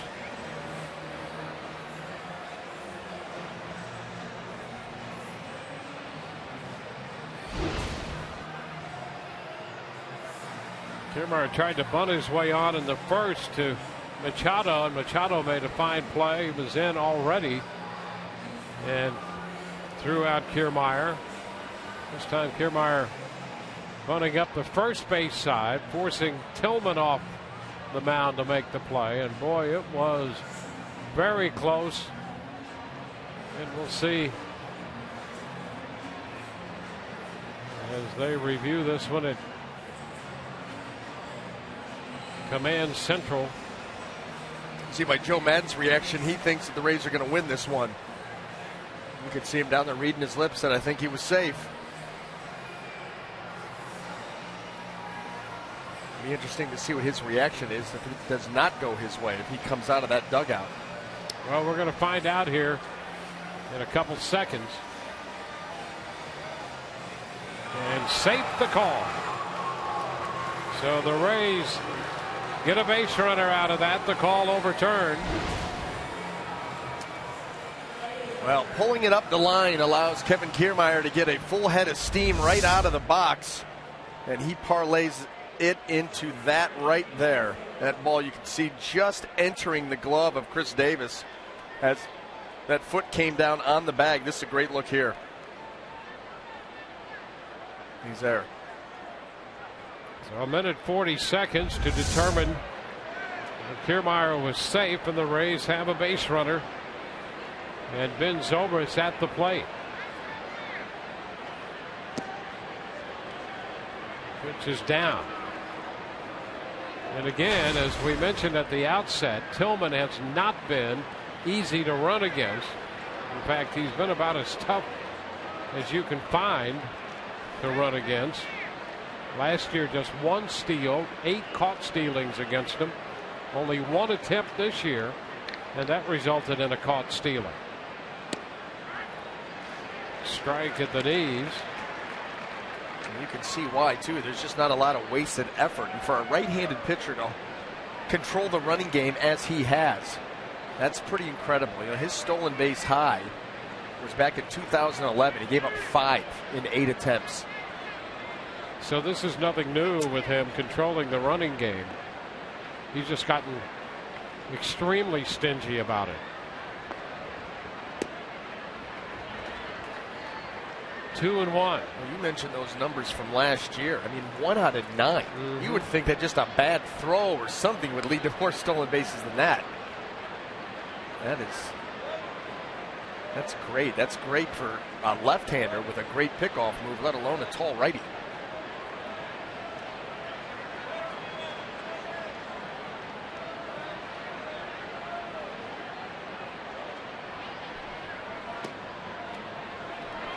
Three and 1 to count to Ben. Zobrist singled and walked in the first game. Evan Longoria is on deck. Zobrist came into this game just 6 of 32 against Tillman, but 4 of those hits for extra bases, including 3 home runs. He's under this one and skies it down the right side. That's going to be out of play. Ben has 3 home runs and a double against Tillman.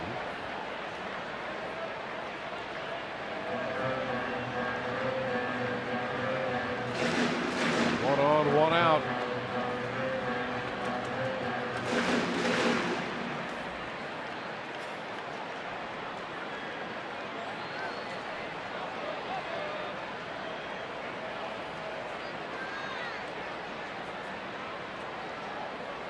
Runner goes. The pitch skied to center. Jones going back to the track. He'll make the catch. Kiermaier had rounded second. Now on his way back to first. So Kiermaier was running, and a long drive by Zobrist, deep enough to give Kiermaier an opportunity to retrace his steps after he had rounded second base. And Adam Jones, an opportunity for him to show off his arm from way out there on the warning track. He hops one into Chris Davis.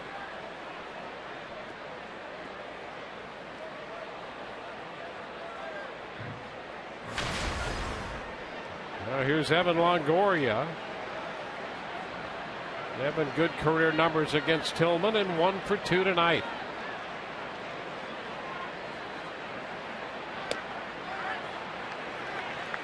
Which is a strike.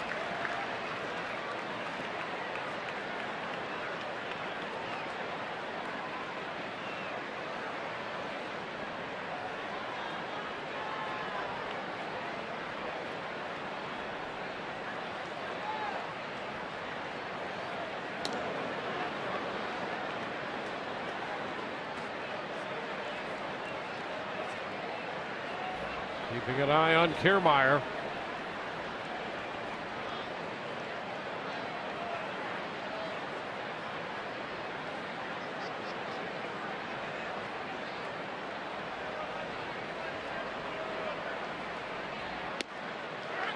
Strike over the edge. Puts Evan down 0-2.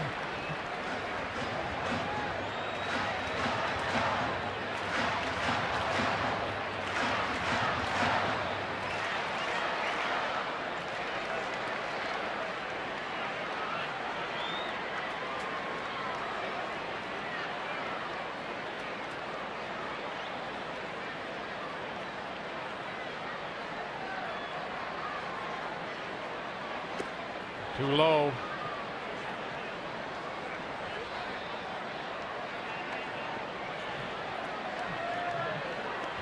The Rays have not had a runner reach second base with the exception of Loney, who circled the bases on his home run. Otherwise, just a walk and a couple of hits, including the bunt single by Kiermaier in this inning. Cross over there, he's back in.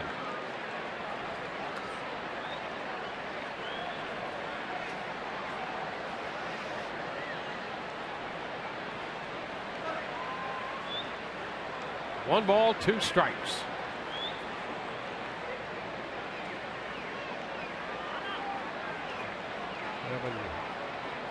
Granted time by Dave Rackley.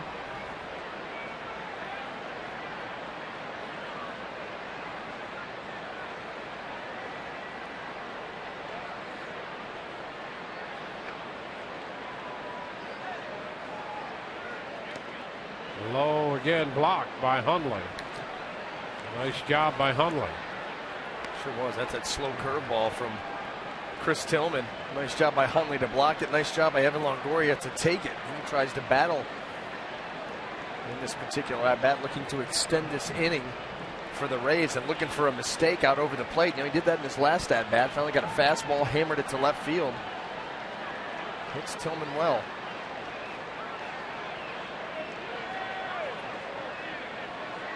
Two and a liner into left center field.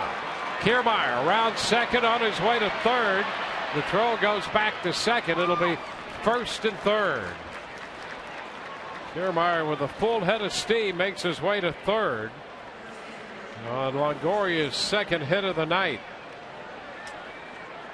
Well, Evan battles, falls down 0-2, takes a couple of pitches, gets to even, gets a slider here from Tillman, and look at him stay right on it. Great extension, line drive into center field. You see Kiermaier in the corner of your screen, 2 outs, running on contact.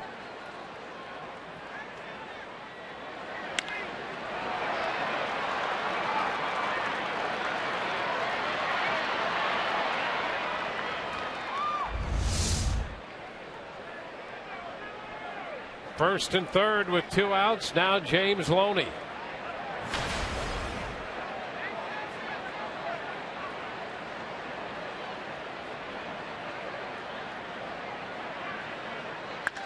Loney sends it back into center field.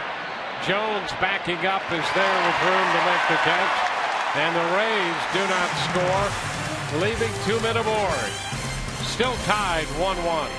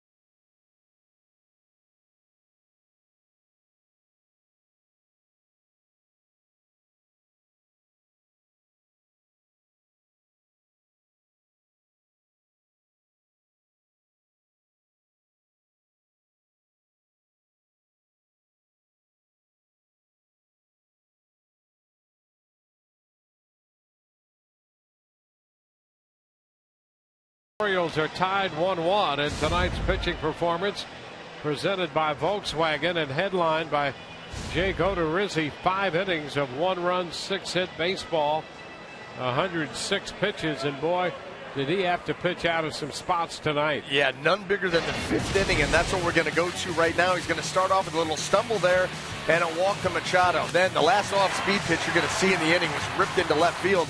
Now you got runners on first and second. Able to punch out Nelson Cruz after falling behind him 3-1. And then he's going to walk Chris Davis. The bases are loaded. The pop-up here, James Loney has just enough room for it. And now you're down 1 out to go. David Lowe. See ya. Oh, he was fired up when he got low, leaving the bases loaded for the 2nd time in this game. Boy, what a great performance in an unorthodox manner when Odorizzi didn't have his best stuff, and he limited the Orioles to a run through 5 and gives way to Juan Carlos Oviedo. He faces Nick Hundley, first pitch inside. The first thing you think about, and for me, gutsy. Yep. I mean gutsy. Not easy to pitch under those circumstances. There's a long fly ball down the left field line. Is it fair or foul? That's a fair ball, and Hundley has given Baltimore the lead. Oviedo touched for a home run. Hundley makes it 2-1. All of that work, and he comes out of the game. Oviedo in, and it's 1 swing. That fastball right thigh high, middle of the plate. Well, Hundley has both runs batted in. That's his first home run in a Baltimore uniform. He hit 1 with the Padres. Well, Flaherty looks at a strike. So Hundley, who's single home, Hardy back in the 2nd, leads off the 6th with a home run down the left field line.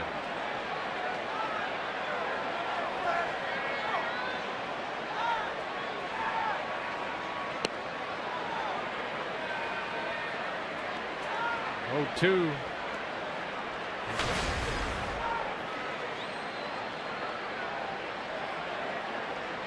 Flaherty struck out back in the 2nd, hit a fly ball to right in the 4th. There's the shot down the right side, and that ball is foul. Had home run distance, but was foul.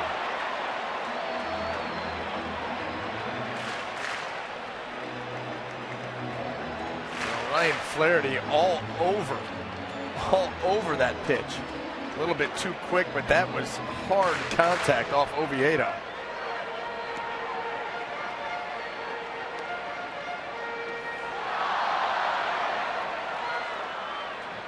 Odorizzi, in the 5 innings he pitched, the Orioles were 1 of 9 with men in scoring position against him.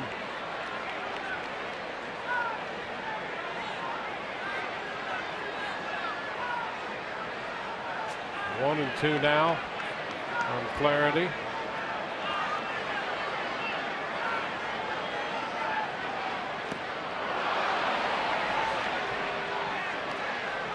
Flaherty out on strikes. Flex your fandom with the all-new Race Flex Packs. These 3, 6, or 9-game packs offer huge savings, great member-only rewards, and special promotions throughout the entire baseball season. Select any games you'd like to attend. To purchase your Flex Pack, call 888-FAN-RAYS or visit RaysBaseball.com.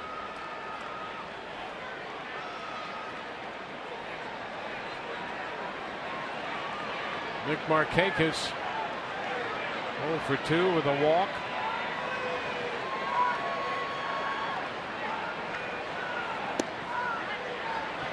Strike around the knees.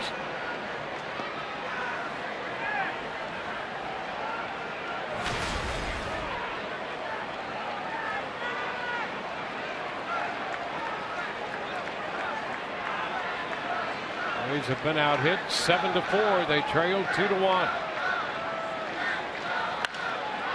Fly ball center field. Kiermaier goes back for it and makes the catch. Kiermaier in center field, frozen for a moment, and hesitated, and then had to hightail it back to grab that one. Yeah, those line drives right at you can sometimes, see right there, actually a false step in, and then recovering and going back to make that play. He's going to move somewhere with the crack of the bat, one way or the other. Yeah, and I'll tell you what, we've seen some tremendous plays from him in the outfield at a lot of different, well, all positions. We've also seen some interesting routes, too. And he makes up for it, just good speed, good instincts. Machado takes a strike.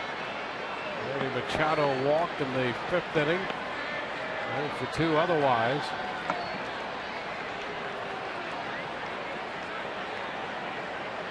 Machado homered in the first game. Rays won that first game 5-2. It's 1-1.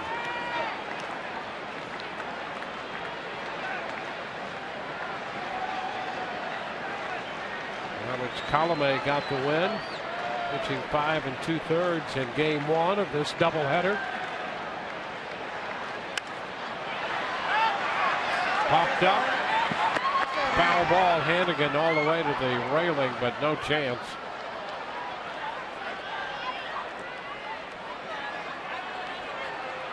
Take a look at Alex Colomé and his pitching line, and the day portion of this day-night doubleheader. 1 run on 2 hits. He struck out 3 and walked 4. At 104 pitches en route to the victory. Boxberger, Balfour, and McGee finished it. McGee picked up his 2nd save.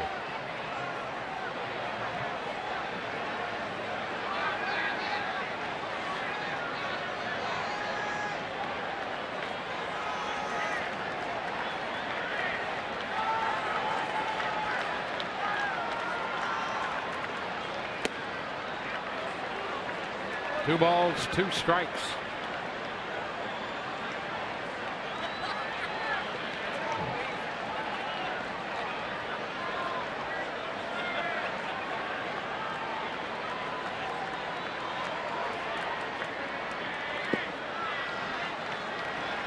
Three and 2. White Sox have a 5-2 lead on the Blue Jays in the top of the 8th in Toronto. Encarnacion has hit his 5th home run of the year, or 25th home run of the year. Encarnacion hit one tonight to give himself 25 home runs. And there is ball 4 to Machado. Abreu has hit 2 for the White Sox, and he now has 25 as well. How about that season? And then, they said Jose Abreu could swing it. The Rays saw that. When we got a chance to see him up close and personal, very impressed with his approach and power to all fields. Big, strong guy. So really no surprise.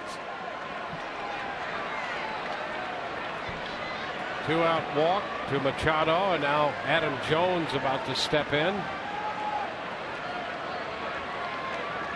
Jones 3 for 3 tonight.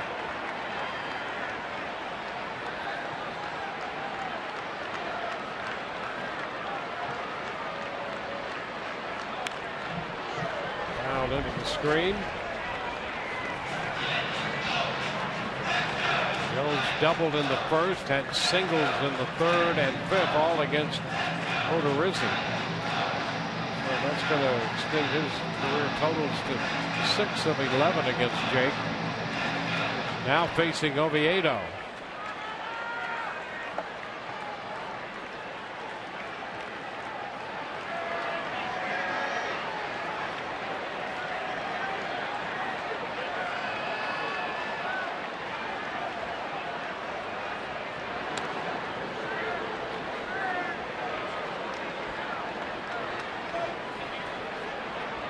Runners all over the bases tonight for Baltimore, with the exception of the fourth. When Rizzi retired him in order with a couple strikeouts.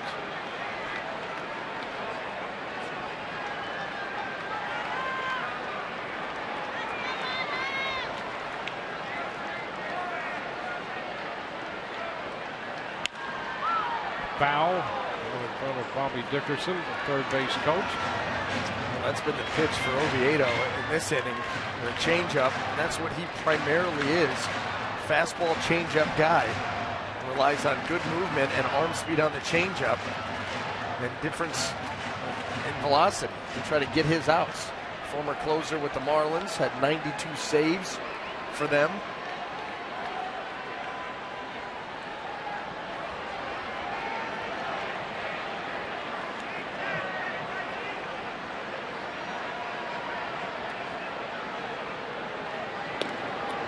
First, back in goes Machado. Well, Baltimore does not run a lot. This team has 19 stolen bases on the season.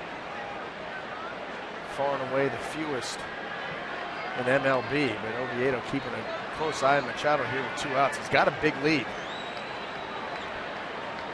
He's gone. Pitch is foul. Machado on the move. He's only attempted 3 steals. He's 2 for 2.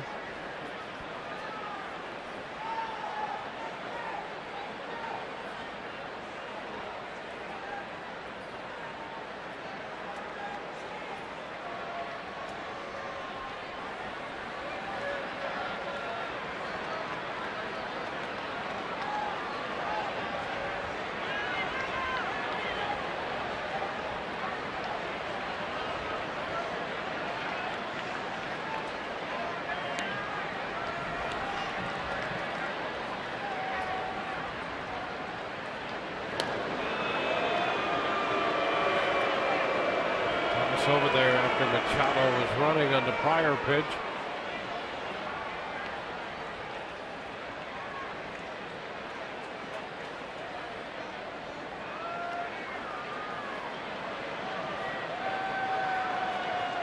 It's the 4th plate appearance of the night for Adam Jones as we play in the 6th.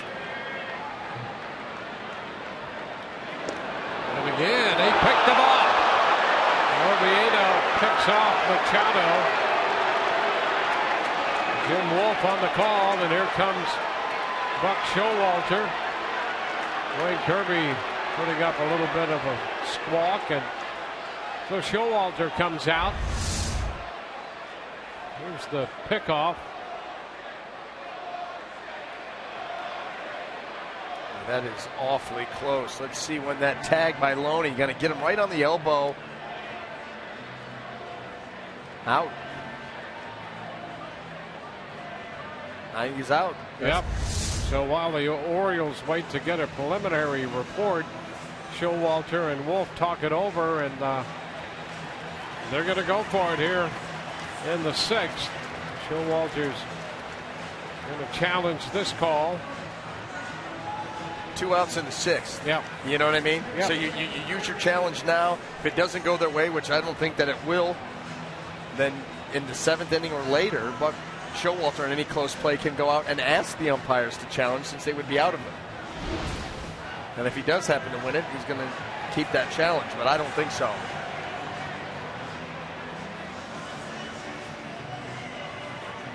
So again, it's Brian Gorman, the crew chief, along with Jim Wolf. The Rays challenged the bunt attempt by Kiermaier in the 6th when he was called out, and it was overturned. Now a pickoff here of Machado. And I really think, Dwayne, that this one should be confirmed. And I think he clearly got him on that elbow before, while the hand was up in the air before it had landed on the bag.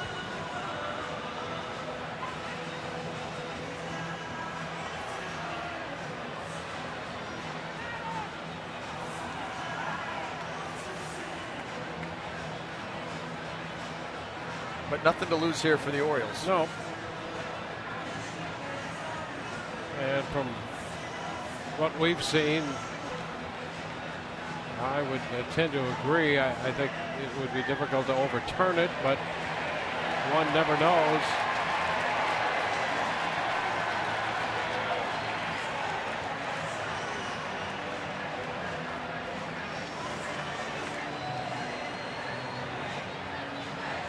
We'll know now. And he's out. The Machado picked off at first. They get a run on the Hundley home run. And it stands. The call stands. We'll take another look. We've completed 6. It's 2-1. That call stands.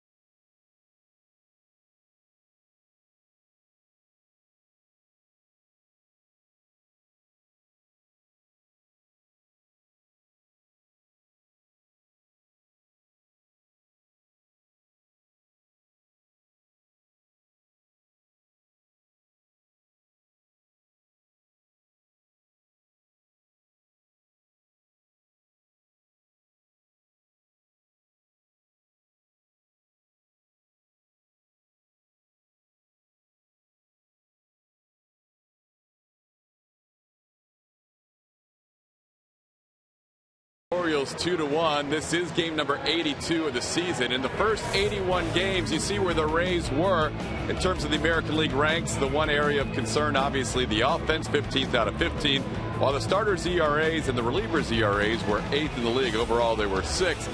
And Joe Maddon hopes that they could turn things around in the second half. Dwayne earlier mentioned that if the team is able to get to 86 wins, they would have to go 53-28 in the second half. So it would take a lot, but it's certainly doable with everybody bunched up in the American League. Guys, back to you. All right, Todd, here's Brandon Guyer leading off the 7th. The task at hand tonight is to overcome a 1-run deficit. They trailed 2-1 in the 7th after winning the first game of the doubleheader. Brandon Guyer had a great first game. Guyer was on 4 times with 3 doubles, and he was hit by a pitch.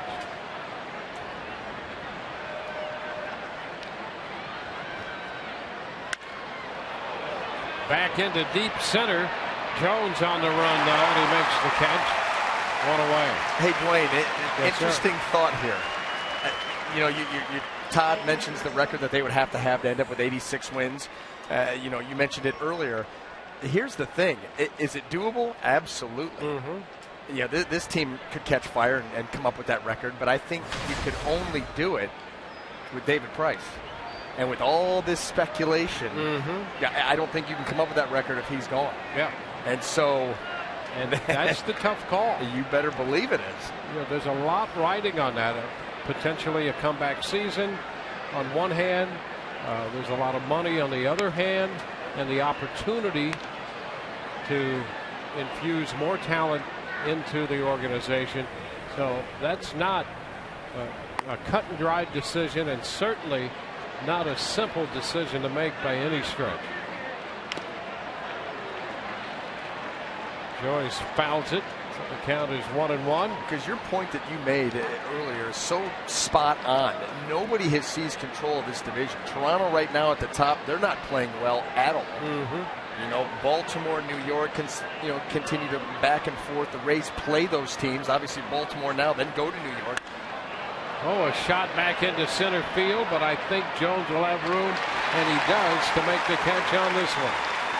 And Boston's having just as much trouble scoring runs as the Rays are. And I think that the Rays pitching is in a better spot than Boston. So you can make the case that they could do that, but they're going to need the big boy, I think. And that's where, like you said, all of those different scenarios going to be interesting to see what happens. And you almost get the feeling that from one game to the next, you start looking at probabilities. Without a doubt. And I think we'll feel that way. I have a feeling that a lot of people feel that way, and maybe even the decision makers go game to game on this kind of thing.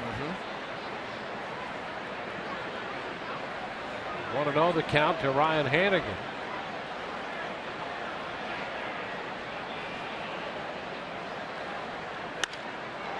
He drives it toward right center field. Cruz is there though and makes the catch. 3 fly balls in the 7th, just 8 pitches. 7th inning stretch for the Baltimore fans.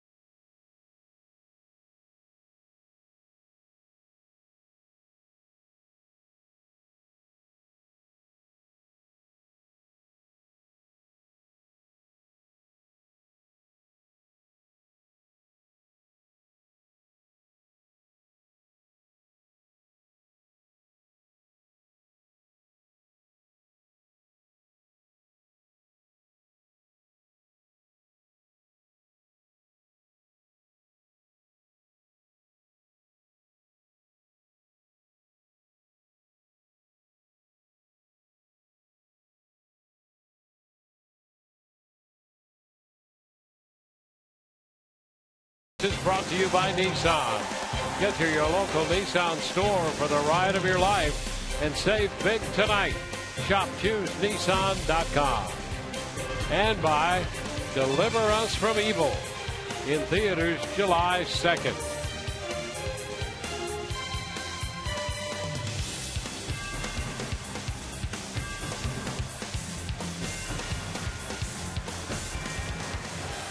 Looking at Joel Peralta on the hill. He'll become the 3rd Rays pitcher of this game. Odorizzi worked 5 and Oviedo 1. And Peralta has been on a nice run. His 36th appearance, 32 2/3 innings, 37 strikeouts. They got to keep him right here. Baltimore able to take a 1-run lead, and it's getting late.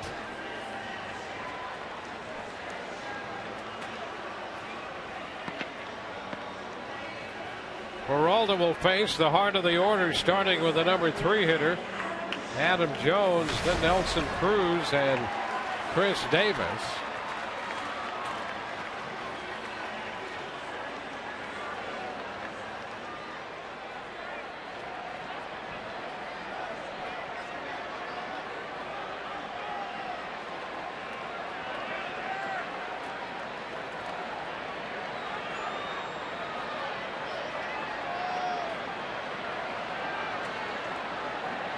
Peralta has driven Jones to distraction in their prior matchups. He is 1 for 15 with 4 strikeouts against Peralta. Lines it into right. That ball will get past Joyce. Jones on his way to second with a double. An opposite field double. And Jones is 4 for 4 in this game tonight. He was not waiting around. He's aggressive anyway, as we know. Hit it out of the reach of Joyce. When a guy owns you like that, you know, you're up there to be aggressive anyway, but he gets a fastball thigh high, outer half of the plate. And game effort there by Matt Joyce, but you can see he was well short of that. Baltimore threatens again. Now Nelson Cruz.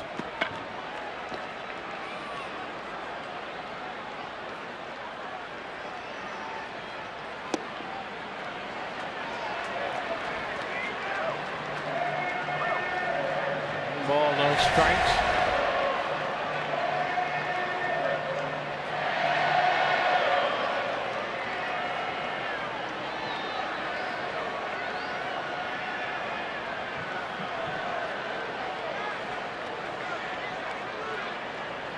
Cruz was 0 for 3 against the Rays starter Jake Odorizzi. 2-0. You can't say enough about the job Odorizzi did tonight, especially if he had an issue with ripping the baseball. 5 innings, and he pitched himself out of trouble all night. 5 innings, 106 pitches.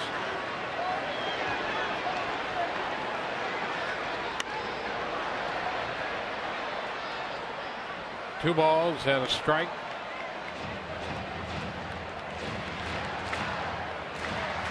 Right now the score is Nick Hundley 2 and the Rays 1. Hundley drove in a run in the second with a base hit, hit the home run in the 6th. And now the Orioles threaten in the 7th on the leadoff double by Adam Jones.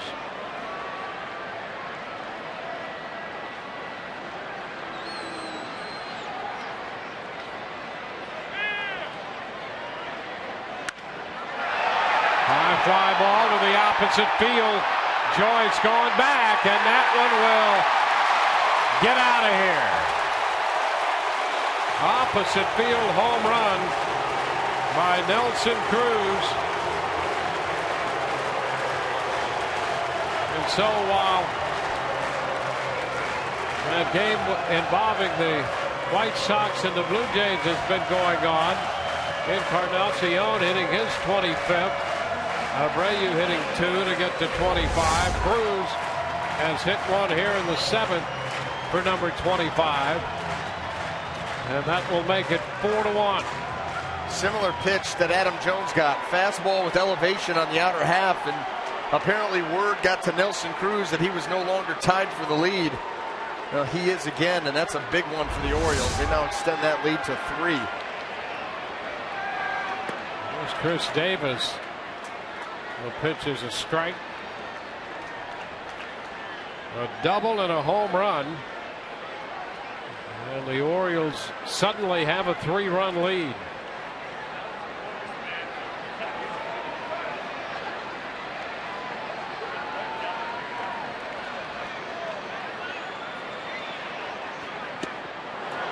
A big cut by Davis and a miss.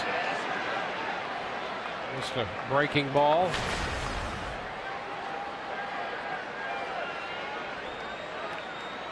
First home run Cruz had hit off Peralta. Cesar Ramos now up in the Rays bullpen. Chris Davis, on the other hand, is 4 for 12 with a home run off Peralta. 1 and 2.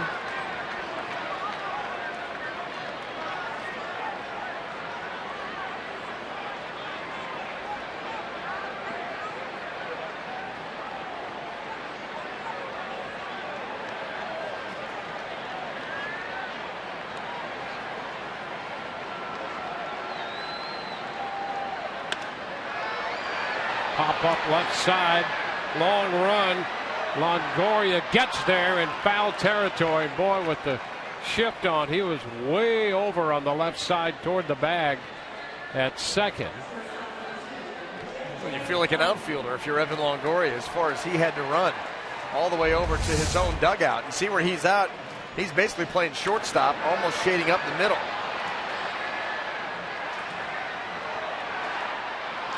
He's covering some ground. You know, with Peralta in here in the matchups, you really kind of had to like them. The one guy who had really been a nemesis to him is Matt Wieters, 8 of 13. Well, he's gone with Tommy John. Pitch is low to Hardy. But Cruz, after Jones doubled, Cruz hit the home run.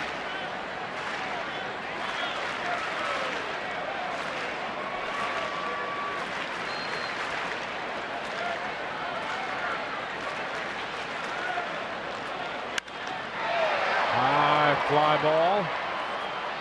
Kiermaier coming over from center into left center after it. 2 outs.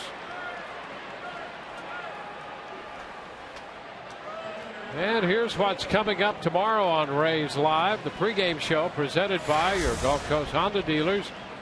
Eric Bedard, the lefty, will face his former team. And Orestes will break down Manny Machado. It'll be game 3 of this series. We'll be with you beginning at 3:30 with our coverage.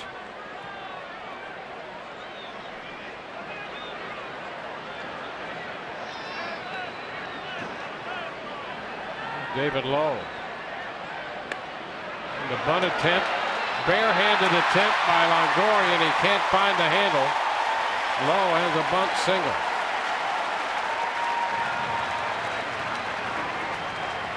Well, that took a long time for that pitch to get to home plate. David Lowe trying to catch Longoria by surprise, doesn't. Evan is in there to make the play. You see him already getting a running start. Going to barehand it. We've seen him do it a million times.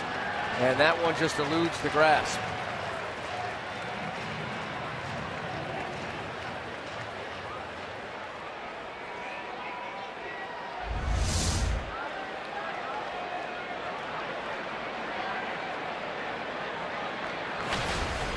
Nick Hundley, 2 for 3. Couple of runs batted in. He hit the big home run in the 6th that broke the 1-1 tie.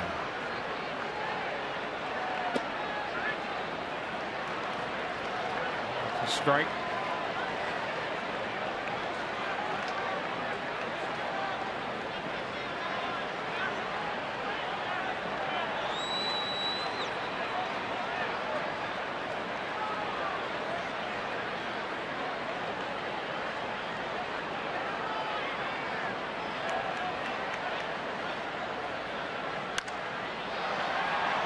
The right side, a long run for Joyce. Will it stay playable? It does, but he can't quite get there. Just short. He tried the sliding catch approach. And that's about all he had. Matt Joyce had to run a long way for that. And I think he could have gotten there on his feet, but then he eats that wall. And so he goes down to try to make a sliding catch and just off the end of the glove. That's a tough spot to be in right there, is that foul territory gets smaller and smaller in that part of the field. You got that giant neon orange sign staring at you as you try to track that ball down.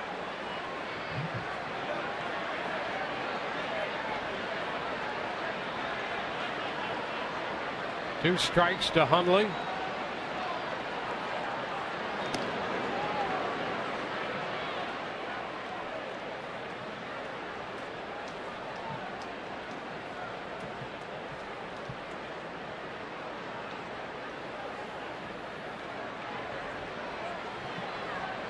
Rays 2 shots left. Down by 3 here in the 7th. And a 2-strike count on Hundley.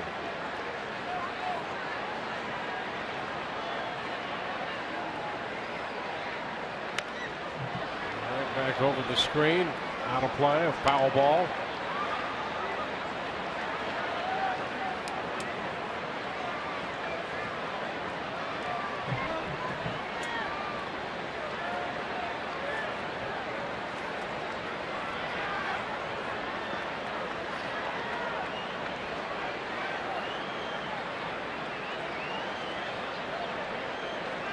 Peralta trying to nail down the final out in the 7th.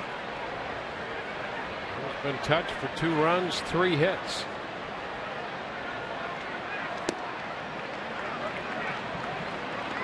One ball, 2 strikes.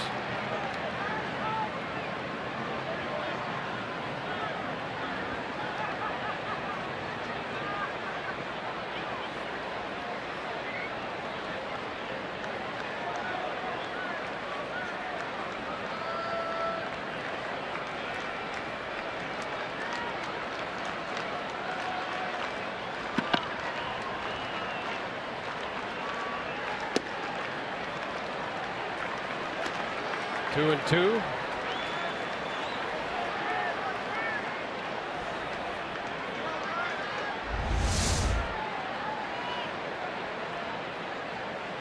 Fastball just off the plate. That was Nick Hundley who gave the Orioles their lead off Oviedo after all the tap dancing and avoiding disaster that Odorizzi did. He was able to add to that lead here. Off Joel Peralta. Ron Flaherty on deck, and the Rays again have Cesar Ramos up in the bullpen. When you look at the catching situation here in Baltimore, Hundley the stronger with the bat, but Caleb Joseph very good behind the plate. And right now, Baltimore trying to help out that pitching staff. That's why Joseph gets the majority of the starts. 3 balls, 2 strikes.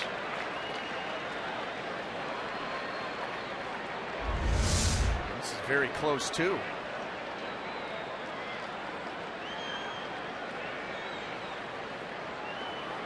It's full count. 3 low. Off first base, he'll be running 3-2 and 2 outs.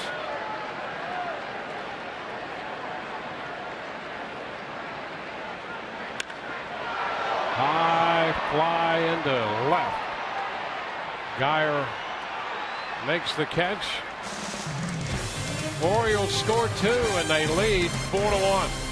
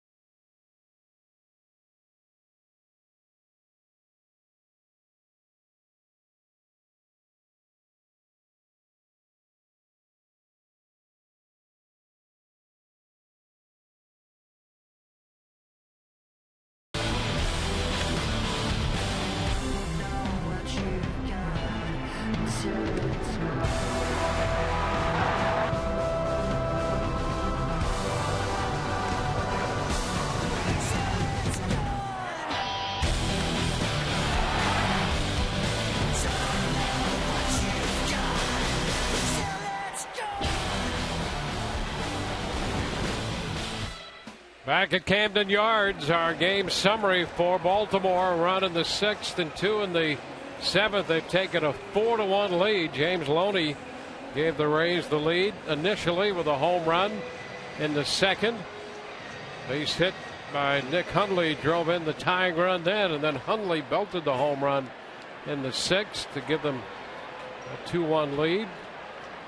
Nelson Cruz connected for a 2-run shot in the 7th. So the Rays with 2 shots left against Chris Tillman. 94 pitches through 7 for Tillman. 1-0 the count to Logan Forsythe. Well, again, not getting much done in the strikeout column, just 2 through the 7 innings. But using that very good Baltimore defense. 2 balls, no strikes.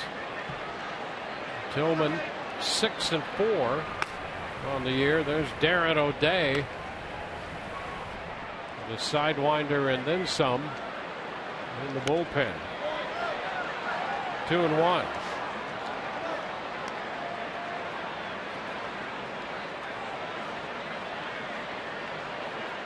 The Rays need a couple base runners here in the late stages of this game.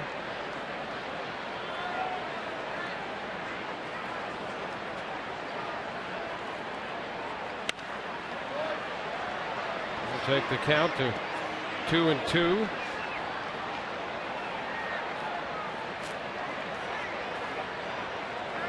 Well, you need base runners, and you'd like to get it done in a very timely fashion because this Baltimore bullpen, especially on the back end, can get pretty nasty. I think some of the options that Buck Showalter has out there.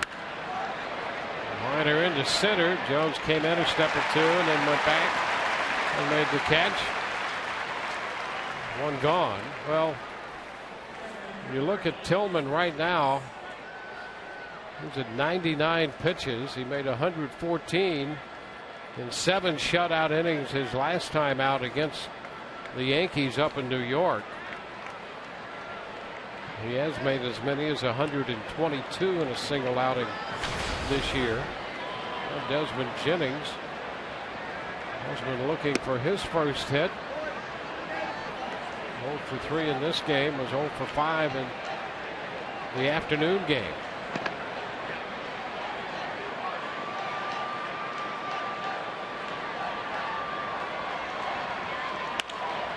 And he lines it, but right at Hardy. 2 gone. Score a slam dunk when you take your family to the Rays game Sunday, July 13th. Kids 14 and under receive a one-of-a-kind Yunel Escobar basketball set presented by Sun Sports while supplies last. Go to RaysBaseball.com or call 888-FAN-RAYS to get your seats today.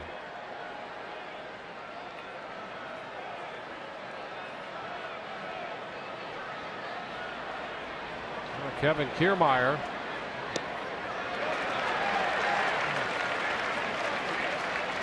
strike the count.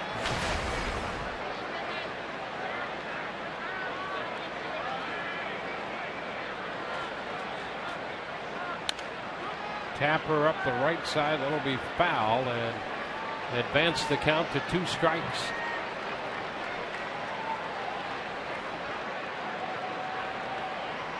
Blue Jays batting in the bottom of the 9th, trailing the White Sox 5-3.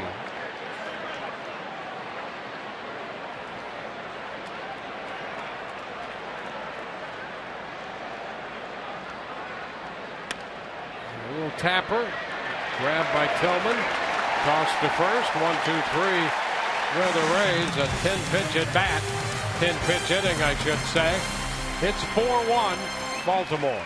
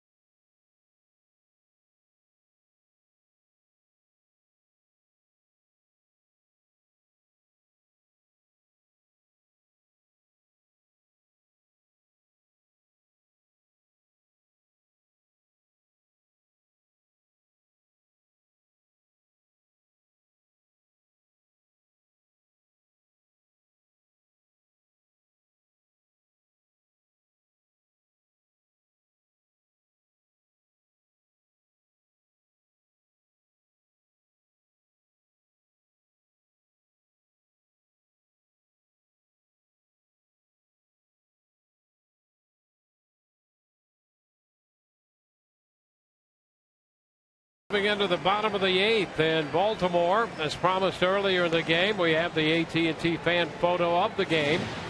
Tweet your photo to hashtag #SunSportsFanPhoto for a chance to be shown in an upcoming game broadcast brought to you by AT&T.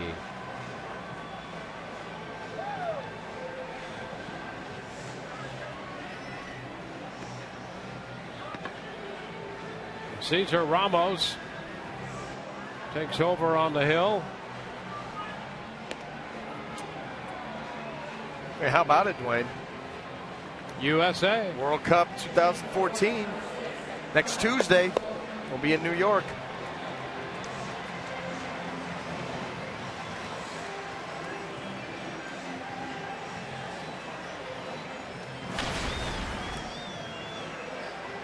There's Ramos making his 24th appearance.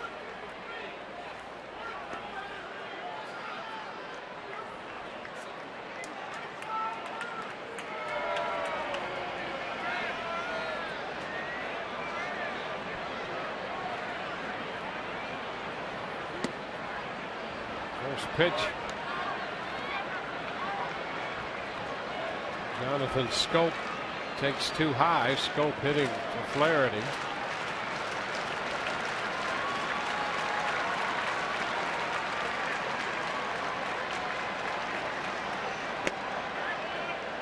Strike on the inside corner. One inning for Peralta, 2 runs, 3 hits, including a home run by Nelson Cruz.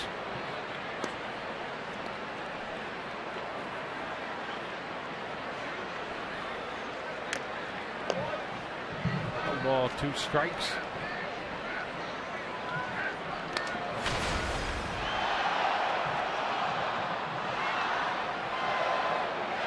Scope was 0 for 3 in the first game.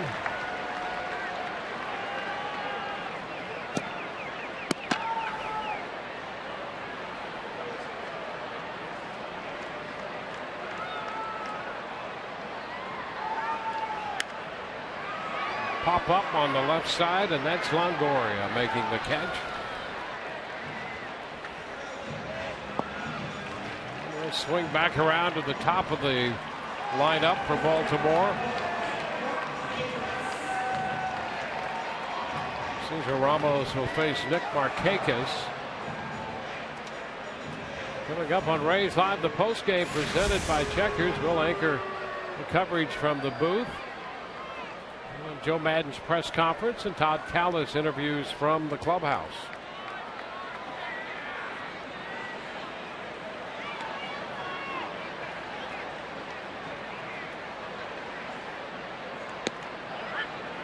Markakis looks at a strike. Look ahead to the Rays top of the 9th inning, and if you're having thoughts of the Rays mounting a furious comeback, you've got the right part of the order coming up as you have Zobrist, Longoria, Loney right down the center. 1-1. The idea is to hold the Orioles right where they are here and give the Rays their last shot of this game.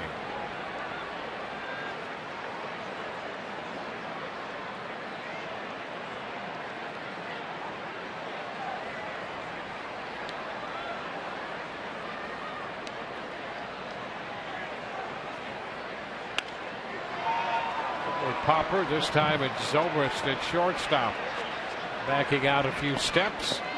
2 up, 2 down in the 8th.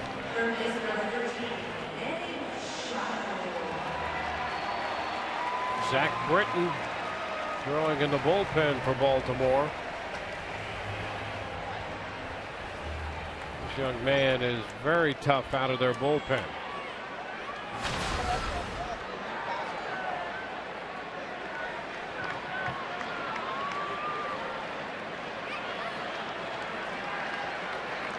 Manny Machado at the plate. A couple of walks in the nightcap, 0 for 2 otherwise.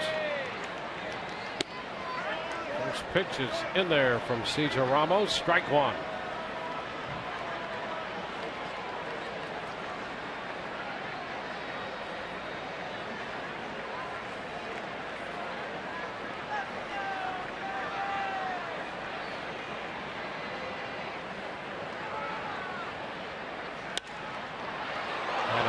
liner caught by Loney at first.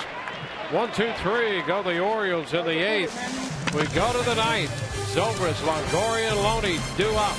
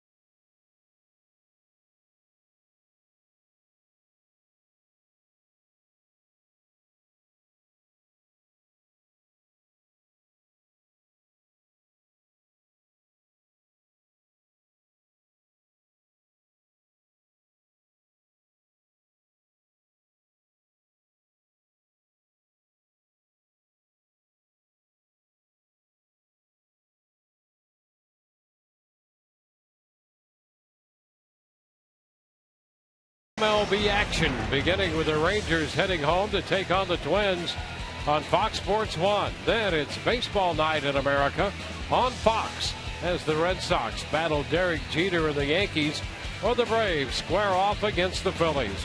Our MLB doubleheader begins tomorrow at 3:30 p.m. Eastern on Fox Sports 1 and continues at 7 p.m. Eastern on Fox.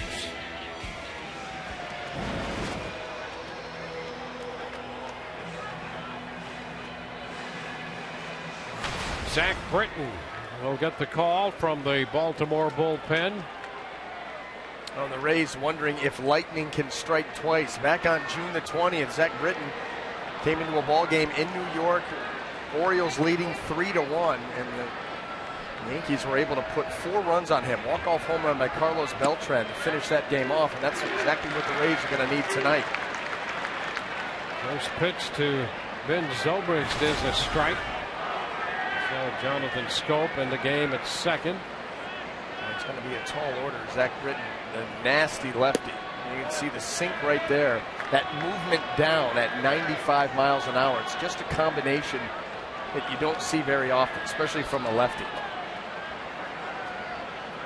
When you think about Jake McGee, his fastball stays pretty true with high velocity. Britton gets a ton of movement.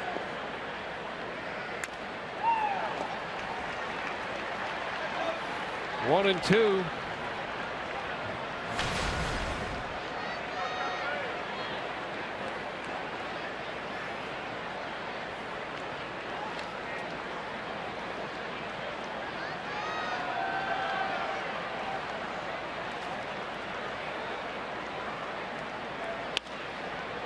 Was foul outside the bag. You look at his breakout too, ground balls to fly balls. His ratio is over 9-1. 82 ground balls to just 9 fly balls on the season. That's incredible.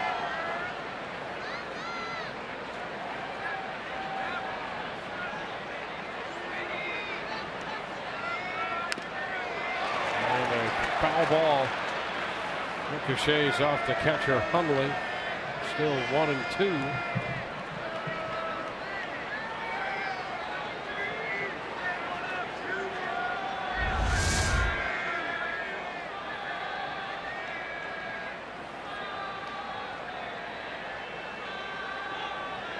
That footage needs to be lost.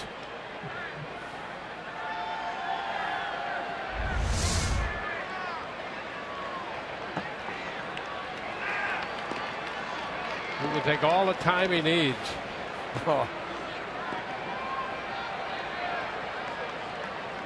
1 and 2 the count.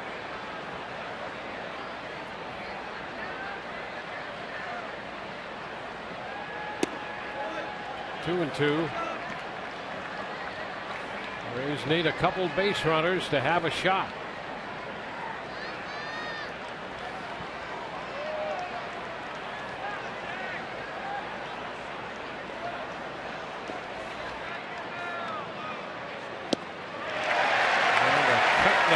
Zobrist out on strikes, one gone.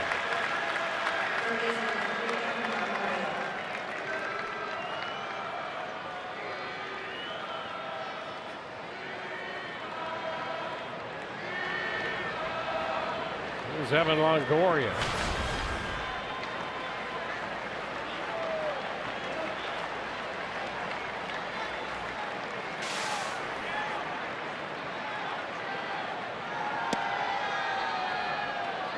In, 1 ball, no strikes.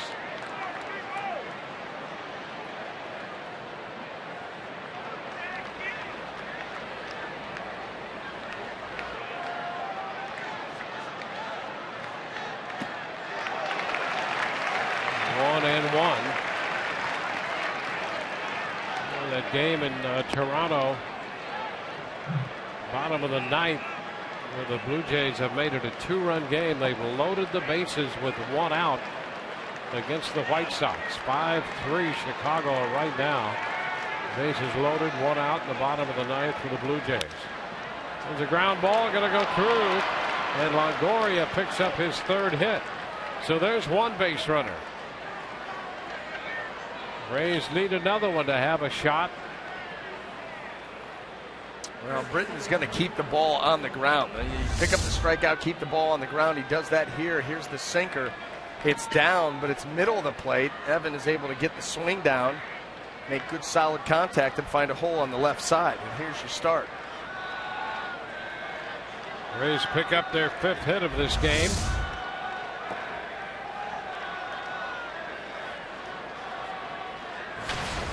Here's James Loney.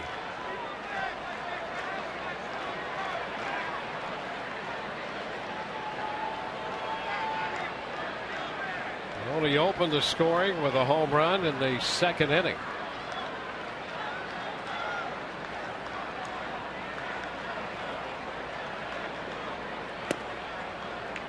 Takes the pitch low. A ball and no strikes.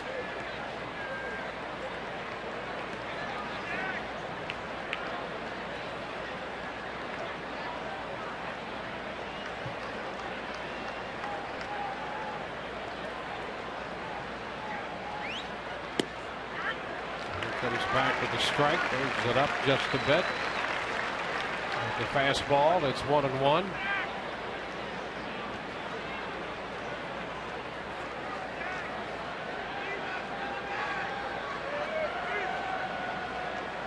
Rays won the first game 5-2, trailed 4-1 in this one. And Loney is now behind in the count, 1-2. Yeah, on 2 pitches that, I don't know. Looked like they could have been off the plate. James Loney having that discussion right now. He's going to have a point. He's down 1-2 on those 3 pitches, all out of the zone. Tapper back to Britton. Out at second, out at first, and this one is over on a 1-6-3 double play. For the Rays in the ninth, no runs, a hit.